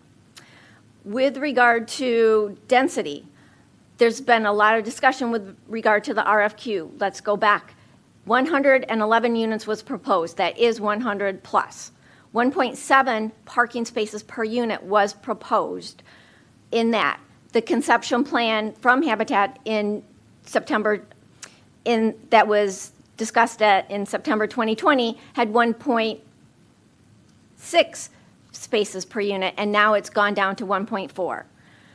Habitat chooses which numbers they want to use to make the message, but if you look at the overall scheme, they have decreased parking from their original proposal on which they were selected, and they have decreased the number of units by a measly 4%. With regard to the number of units, To add further breadth, at the June 1st, 2020 meeting of the City Council, at which the RFQ was discussed and it was supposed to be released the next day, 60 to 100 units was the amount of units Kilpatrick said. The Planning Commission is requested not to do a vote until Habitat submits a complete application resolving all deficiencies with the parallel plan. Recommend that no waiver of the EIS be done until a complete analysis for the entire Overton site. Recommend no vote until the city attorney addresses the problem with section 13021.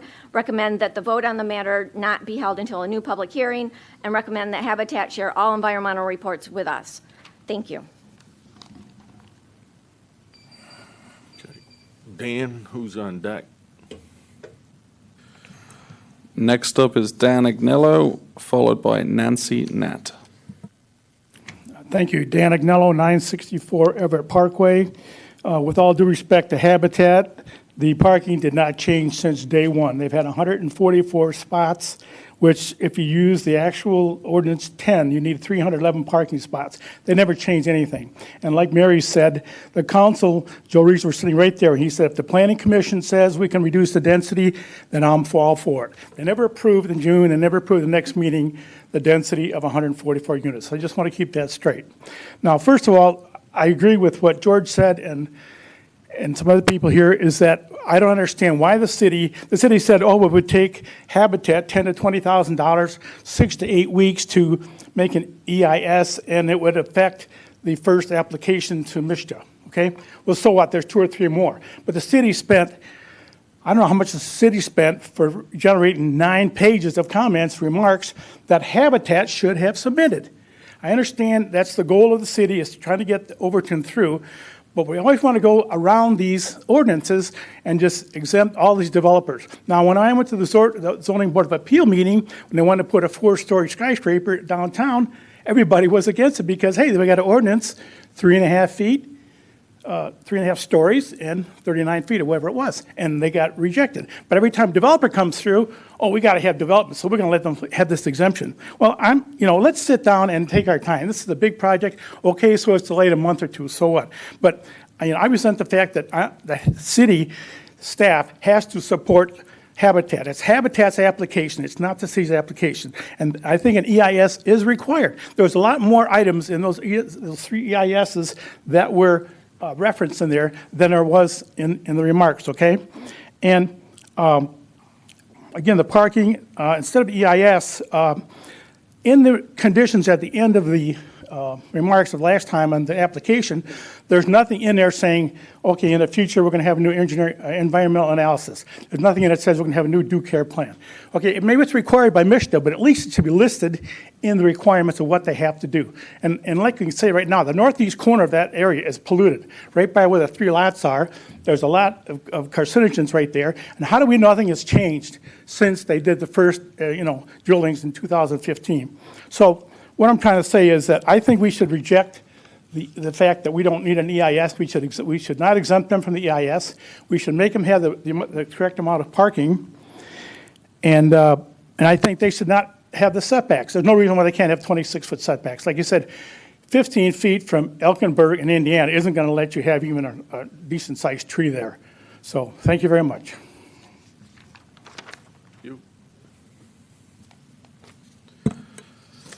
Up next is Nancy Nat, followed by Kay Engelbrett.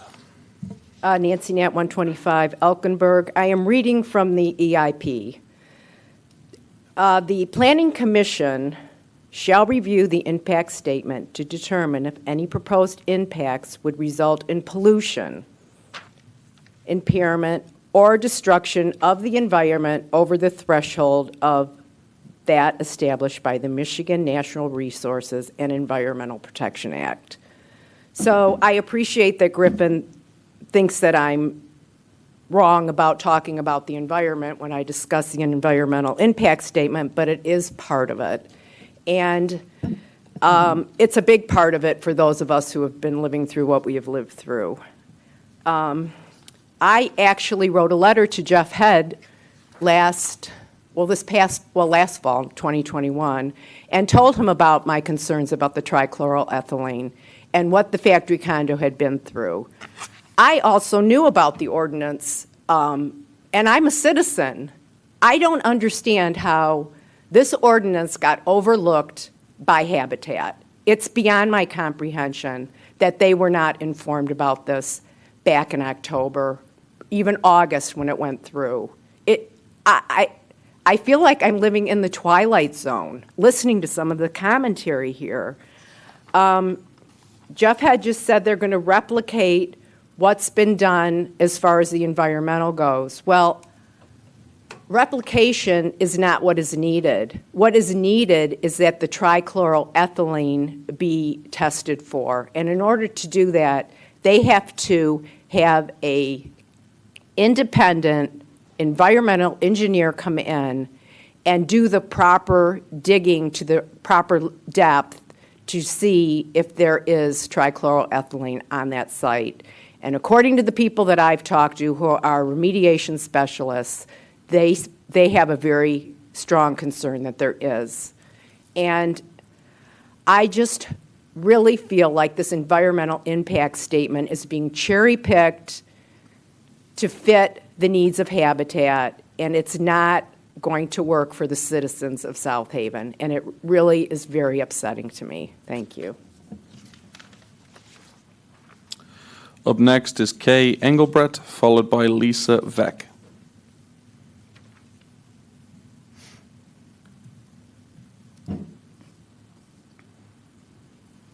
Hello.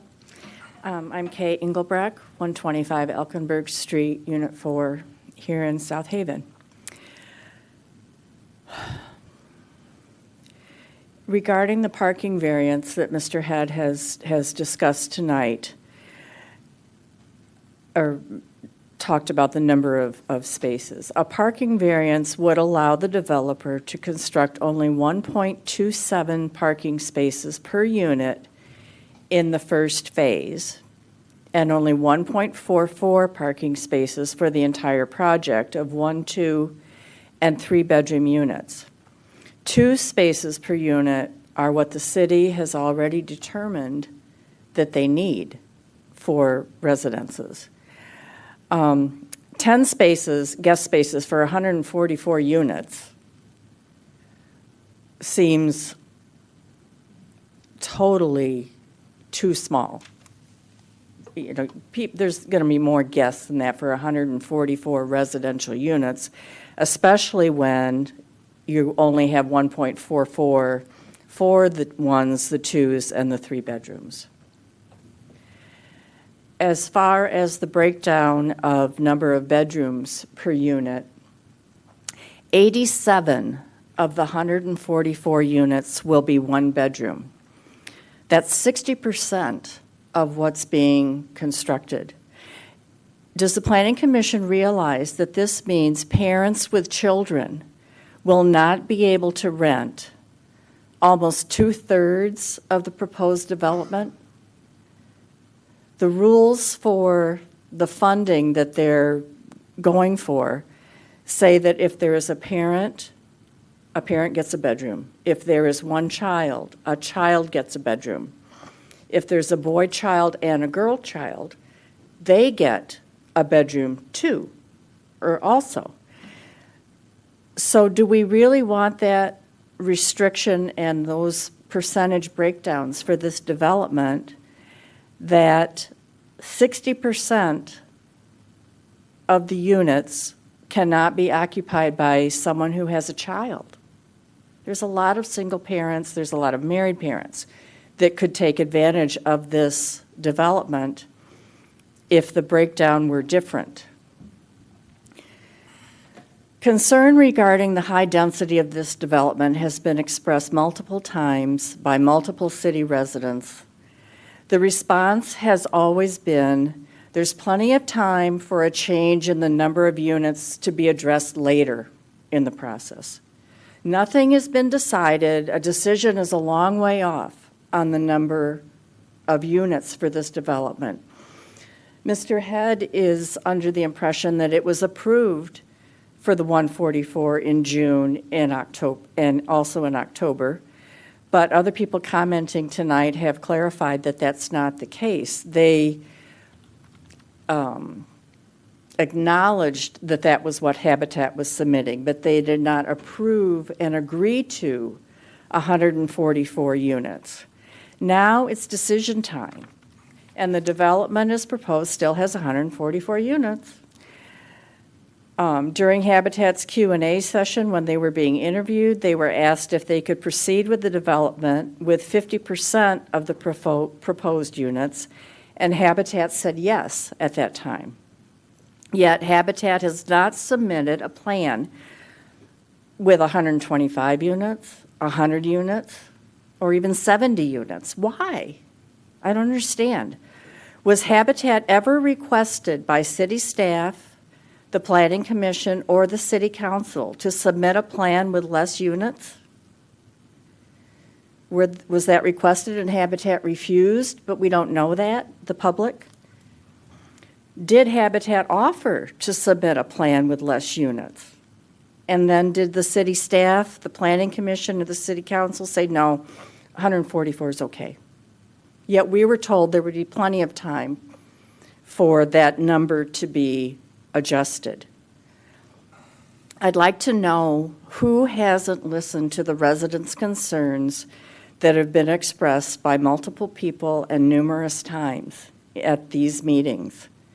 Was it Habitat that didn't listen, the city staff that didn't listen, the Planning Commission that didn't listen, or the City Council? Was a decision to build a development tailored to Habitat's desires a done deal from the moment that they were chosen as the developer, but no one chose to tell us? Okay, wrap up, please, pretty Okay. quick. Time's up. If so, the city staff, the Planning Commission, and the City Council has misled the South Haven residents for well over a year. If not, it's time for the Planning Commission to make the request for a plan with a lesser number of units, a requirement before moving forward with Habitat, so that the Planning Commission can make, and the City Council, a more informed decision about what is best for the city of South Haven Okay, thank and you. its residents, not Habitat. Thank you for letting me go over. Up next is Lisa Veck. Lisa Beck, 879 Monroe Boulevard. I'm afraid that she sort of stole my thunder here in terms of the one-bedrooms, but I'm going to reiterate, I know it's late, but there's 88 actually, and 61% are one-bedrooms. And MISHDA does not allow a parent to have a child unless it's a two-bedroom or a three-bedroom. Now, I'm kind of addressing it from the school point of view. One of the major goals that I've heard in all these meetings I've been to is the enrollment of the school is down, and we want to get more kids. And you were talking about having more noise, more kids. We all want that. And from the beginning, some of you will remember that I've been against the density. I feel like it's no way to live. It's just too crowded. We want to have room for the kids to play. We want to have room for the kids, period. Now it looks like we don't have room for the kids. So as soon as 88 individuals or couples want to have a baby, they have to move. Now, is there going to be one of only 7, I believe Mr. Ed said, 3 bedrooms for them to move to? God forbid they have a boy and a girl. They shouldn't be in that position. It's just not right. And do we really need 88 one-bedrooms, or do we need more affordable housing for the missing middle that this all started with in 2018? I think we really need to think about that. And it was also said that the community was listened to, and I'm not a big phone person, as you see, I've dropped it a number of times, but I have the slide from the presentation that he gave that had the input from the community from 2018, 2019, 2020, and 2021, and they were on there. And some of the things that you read on there, if I could find that, it's too small for me to read on here, but it said about the density from the start. It said about it wanted a community feel. It wanted to have a place for people to gather. It wanted to have more green space, more parking. Those are all on the slide. It's not changed. And the community's feelings haven't changed on this. And so when they say, well, they've been redoing this and that, I just don't see it. And I feel like the density can be cut, and it should be cut. And I also would call your attention to, I'm not going to read it here, but if you go one of the slides that he showed on here was for a development that they did in, it's called the Garden East, I think, in Michigan City. And if you go there with the reviews from the residents, I can't even repeat some of them. And the average was 1.5 for the management of it. So that's another major concern of mine. Once we get these buildings up, we have 144 units filled. Who's really going to be watching it, and how's that going to work? So I think we really need to rethink it. I'm against waiving the variances, and I also agree that the EIS, the environment is part of it, but so too is the school. We haven't done any study on the effects of the school. And one last thing on the school that I find really sad is this was supposed to be for the missing middle, and most of the teachers cannot live there. They make too much money to live right down the street. To me, that's crazy. So I think that we really need to look at, as Kay said, who's running the show? Are we doing this for Habitat, or are we doing it for what the community really wants? Thank you.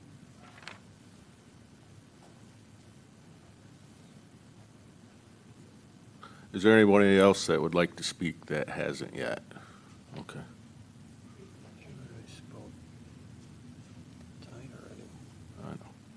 I'm Catherine Kaufman, 470 West Center Avenue in Portage. Respectfully to the Planning Commission, why adopt an ordinance if you do not intend to follow it or apply it? This ordinance was adopted making the EIS mandatory in August. We heard all type of commentary as to how long this project was going through. They should not be released from the obligation simply because they didn't know about it. We have heard all kinds of explanations of why we should rely on their assertions regarding the parking counts, the unit mixes, because of their experience.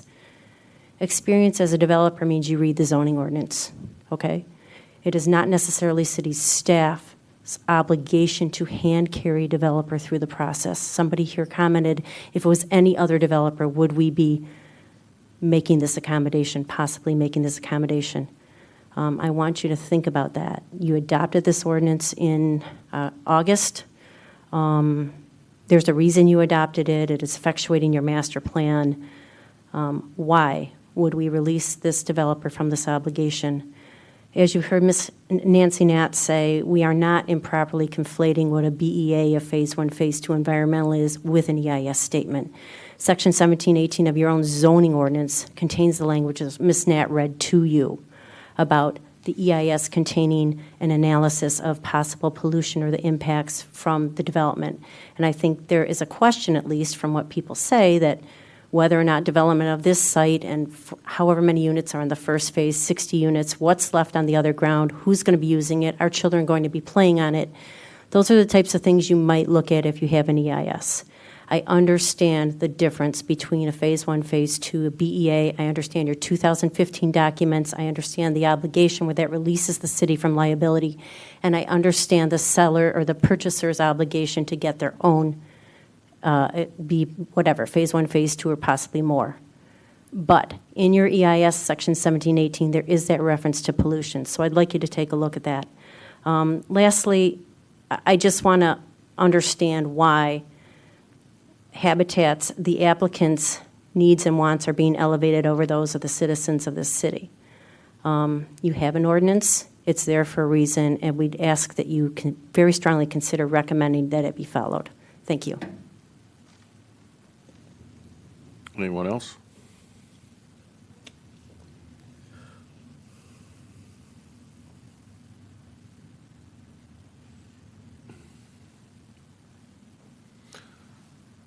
All right, so do you want to close the public hearing?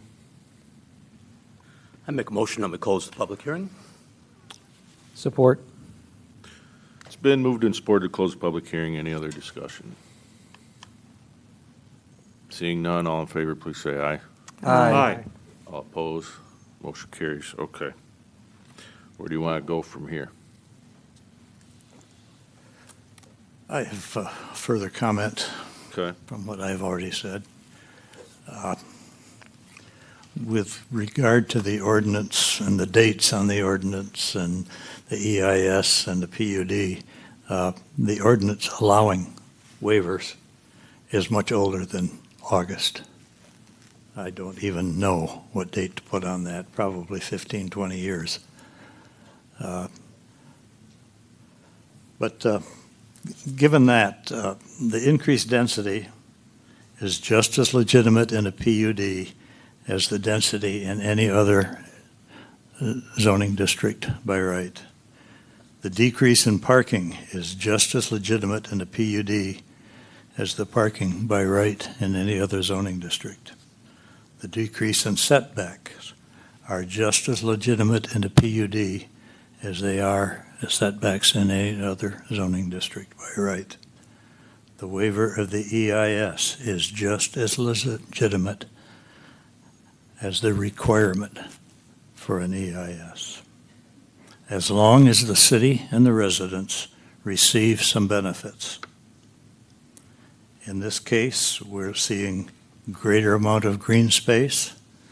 We're seeing the ability to group the green space together so that our larger spaces to be more useful. We're seeing a unique underground water retention system that mitigates potential environmental impacts and potential safety problems. We're seeing a mix of housing types. I think we're seeing benefits for what we're giving to the developer. And it's my understanding throughout this entire process that it's not been done for the benefit of the developer. The developer has given what the city asked him to do. Okay, anyone else?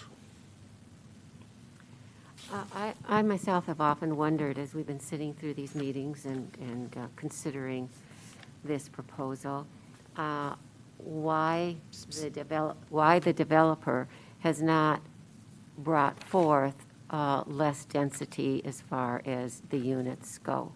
That the parking and the density are the one huge issues for so many people in the community.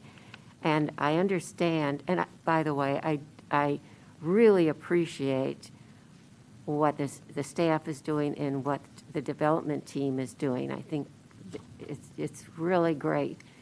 And I see the need for this and appreciate the green space.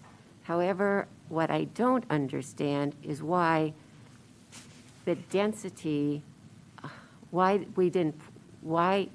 there wasn't a proposal for another plan for less density. We keep coming back to the same talking points each time we visit this proposal. So, and maybe the developer can answer that question. All right, I see we're up on 9 o'clock. Do you want a 5-minute recess, or do you want to keep going? Let's keep going. Okay.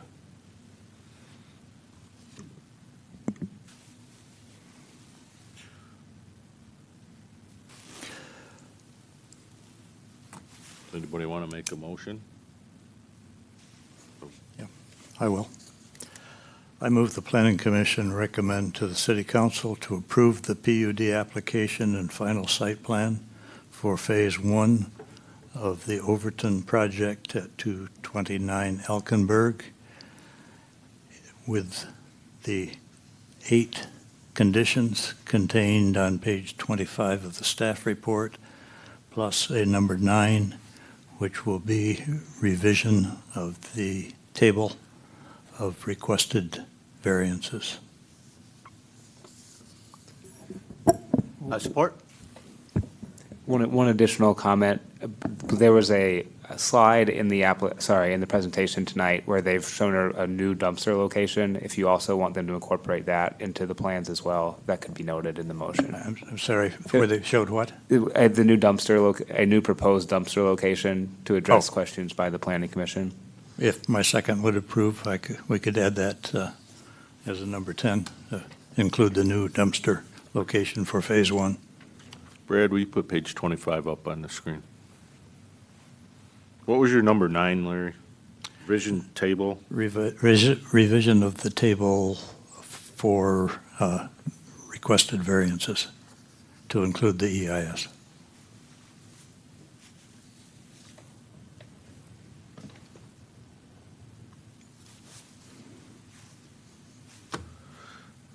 Any discussion? I still don't feel that the variance wording in section 1304.3 meets the intent of that ordinance. So I'm going to vote no.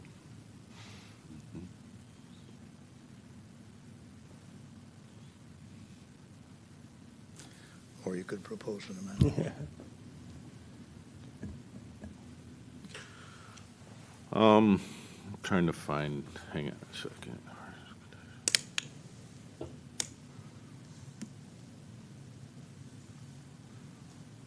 Going forward on this project,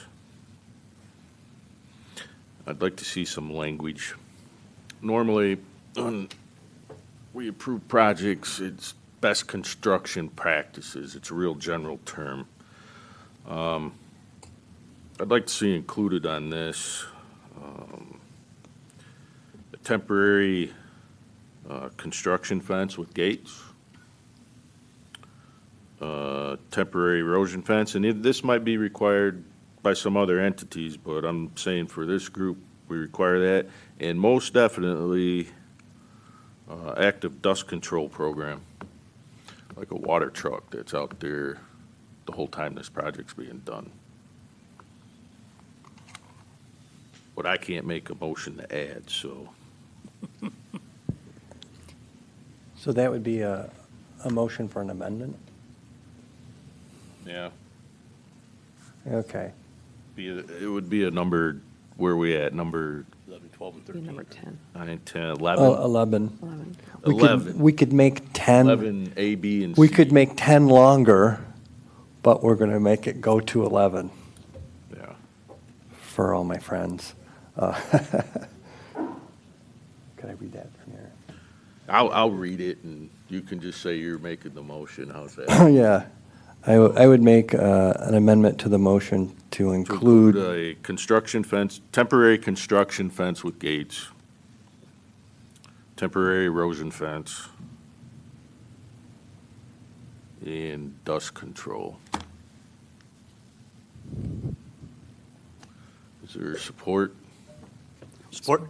It's been supported. Any other discussion on the amendment? All in favor? Oh, yeah. Mr. Chairman, two of those three items are the responsibility of the county, Of who? of the county.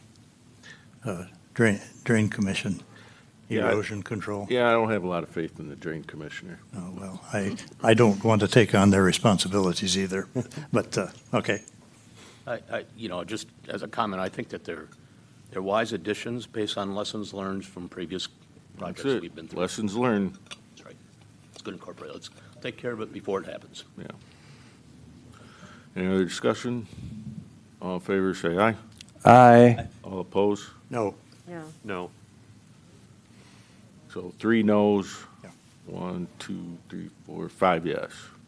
Amendment passes. Okay, so now that's included. Now, is there any further discussion? Yeah. Okay. I've listened, I want the folks out there to know, I've listened to you. I've struggled with this the same way you have. The PUD is designed as a flexible tool within our zoning, and I think some of the things that have been asked for are well within that, as Larry outlined. I've been frustrated by, I've asked a couple of times to reduce the density, and that goes nowhere. There's lots of things I don't like about this motion, and I have to weigh the cost and the risks. They're significant against the benefits, which are also significant and badly needed. Is it lacking? Yeah, it's lacking in many ways, but I don't know how far we can kick this down the road, how much it's going to change. And so, yeah, that's all I have to say. you took the words right out of my mouth. Like, yeah, it's a struggle. And PUDs are a give and a take.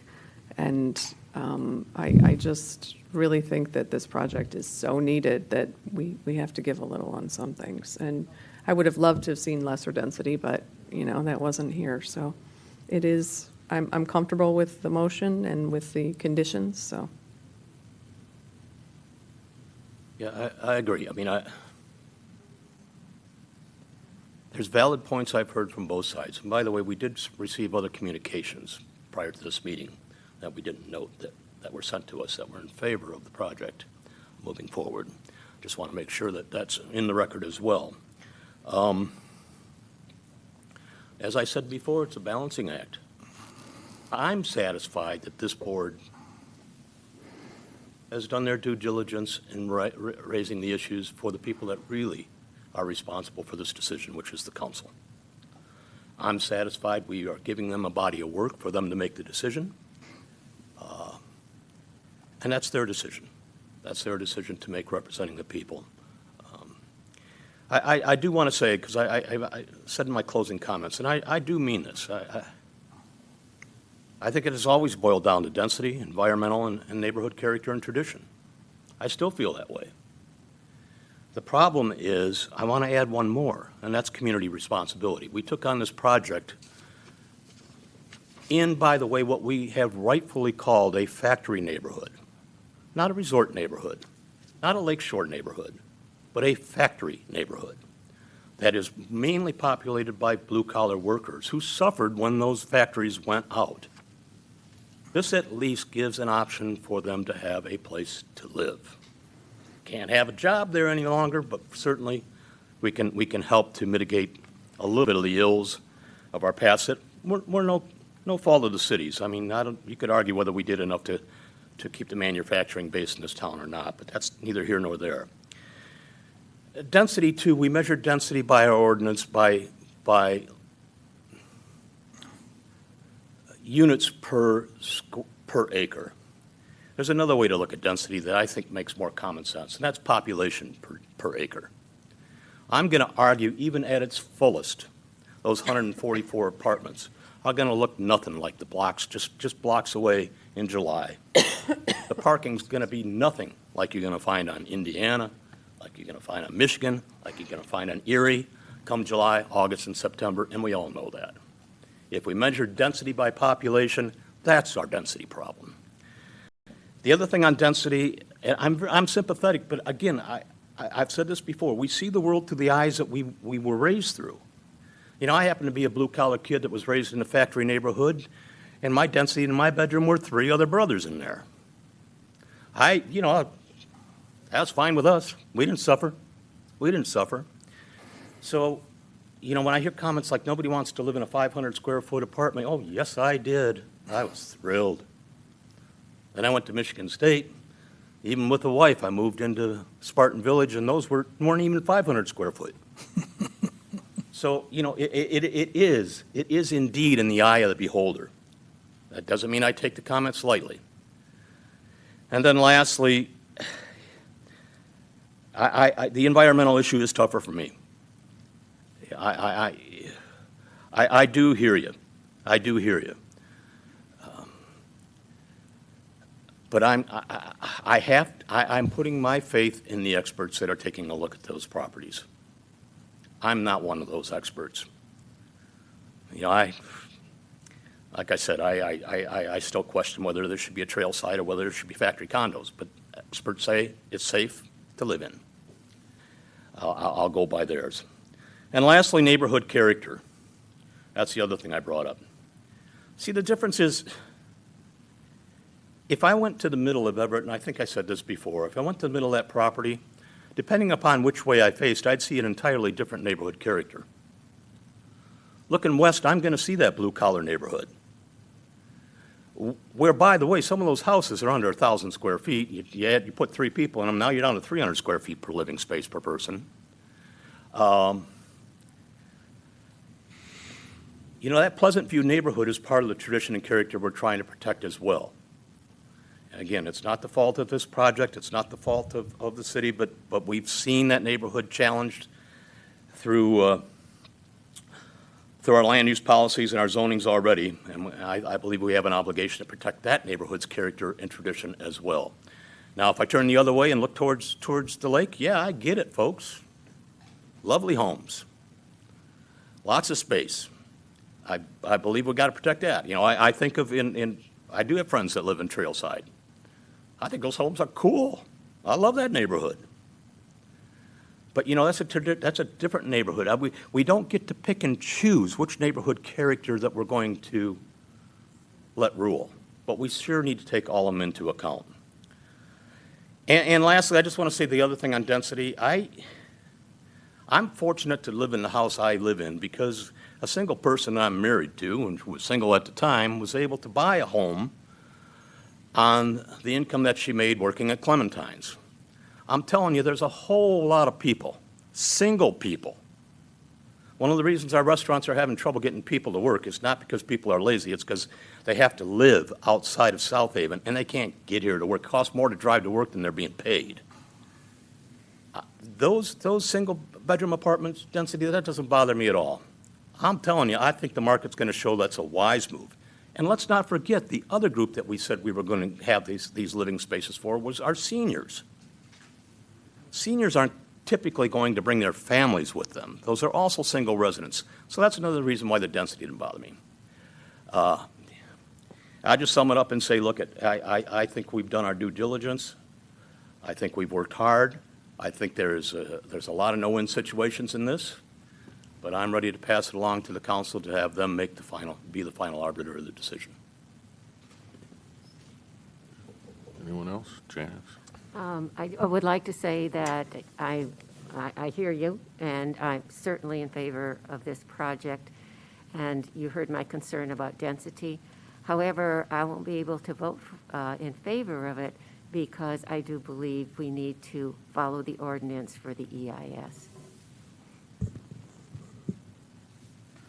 This development is going to be around a lot longer than I am, and it appears like the Planning Commission is ready to approve a variance on the environmental impact statement without meeting the ordinance that allows the waiver to take place. And I think that's short-sighted. I think the reason we're doing it is for time, and I think what we shouldn't do is try to save time on something that's going to be around that long.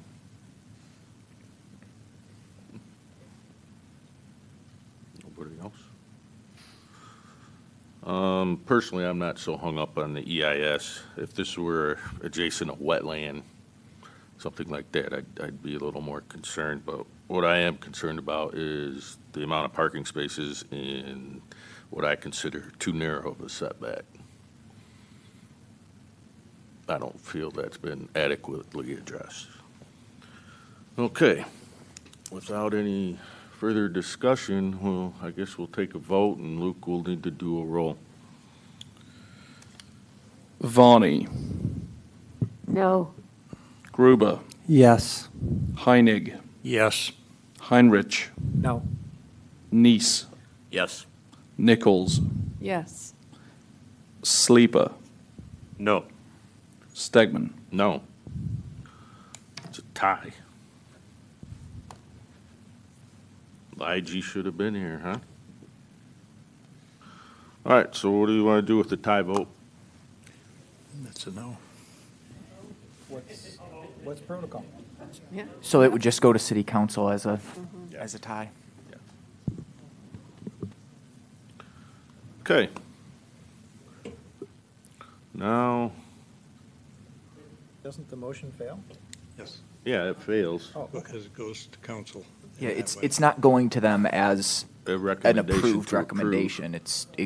It goes to them as essentially no recommendation. Mm-hmm.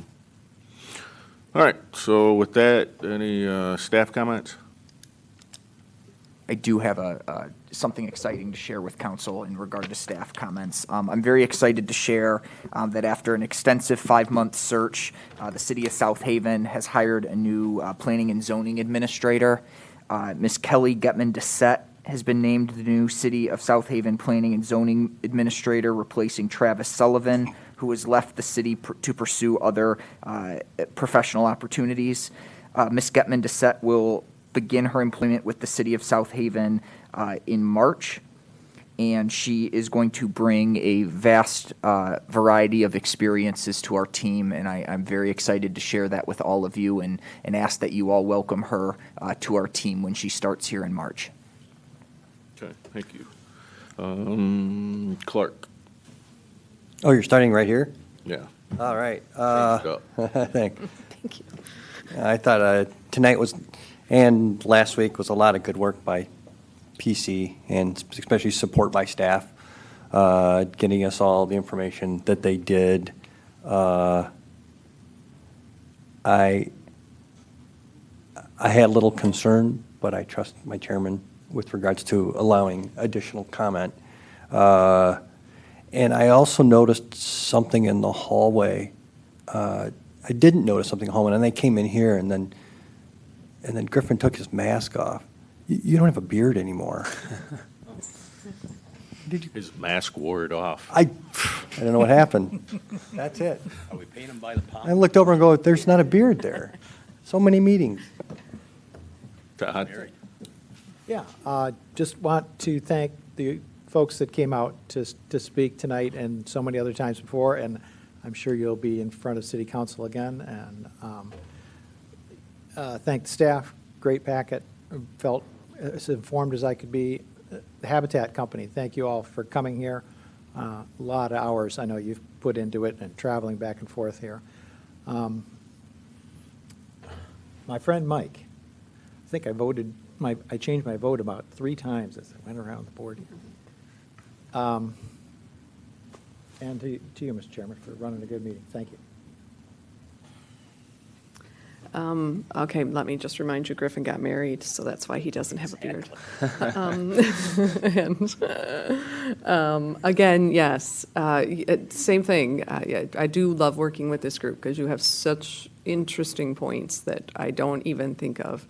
And so it's always a learning experience coming here. And to you guys out there, I know you're not thrilled with any of this tonight, and I expect to see you at City Council and doing the same thing. It is always a learning experience, so thank you. Mike? Yeah, I agree. I mean, I also want to let people know this was probably one of the most difficult ones I've had in my 6 years, or my 4 years at this point. There's a lot of emotions attached to it. I'm proud of the work of this body. I think we did a lot of heavy lifting, as I always say. You worked us like a borrowed mule, is what you did. But I'm happy with the packet that we're sending over to them. Let's let them decide. Let me be the first one on record to congratulate Kelly. I hope she knows what the schedule looks like looking ahead. I'm anxious for Kelly to join us. I hope that doesn't mean Brad spends any less time with us. He's certainly been a wonderful resource, so thank you all for the work you've done. Janice? Yes, I'd like to also reiterate how proud I am of the Planning Commission for its good discussion and respectfulness to each other's opinion. I think that's what makes it stronger and wiser for all of us to continue and try to make the best decisions possible, so that we each listen to each other, we listen to the public, we listen to staff, the developers, and I think we did it in a respectful way and an informative way, and I just want to express my gratitude for that. Brad, are you going to continue with us? Yeah, I'll be around in a backup role here. Okay, good. I just didn't want you just to be leaving as Kelly comes in, so this is good to know. George? I'm also happy that Kelly is coming to help us out. I think that'll be a good addition. And again, thanks to everyone that came today, and thanks to Habitat. I could tell they did an awful lot of work. There's a lot of great detail in the plan, and I'm hoping we can still move forward eventually. That's it. A lot of thanks to Brad and Griffin and Nick and my fellow commissioners. Maybe with Kelly coming on, Griffin can get back to doing his work. But you've been a lot of help on this issue. I appreciate that. And fellow commissioners, it's been a long trail on this one too, and we've all worked hard at it and appreciate that. Of the Desettes that I know, she is the smarter. All right, yeah, I think we're gonna have quite a few more of these this year and probably in the next year, but greatly appreciate all the commissioners for your patience and diligence in working through this. It's a lot to ask for a volunteer organization to do it once a month, let alone twice. So, great job. All right. I'll entertain a motion to adjourn. I'll make a motion to adjourn. Second. It's been moved and seconded to adjourn. Any other discussion? Seeing none, all in favor, please say aye. Aye. Aye. All opposed, motion carries. This meeting is adjourned. All right.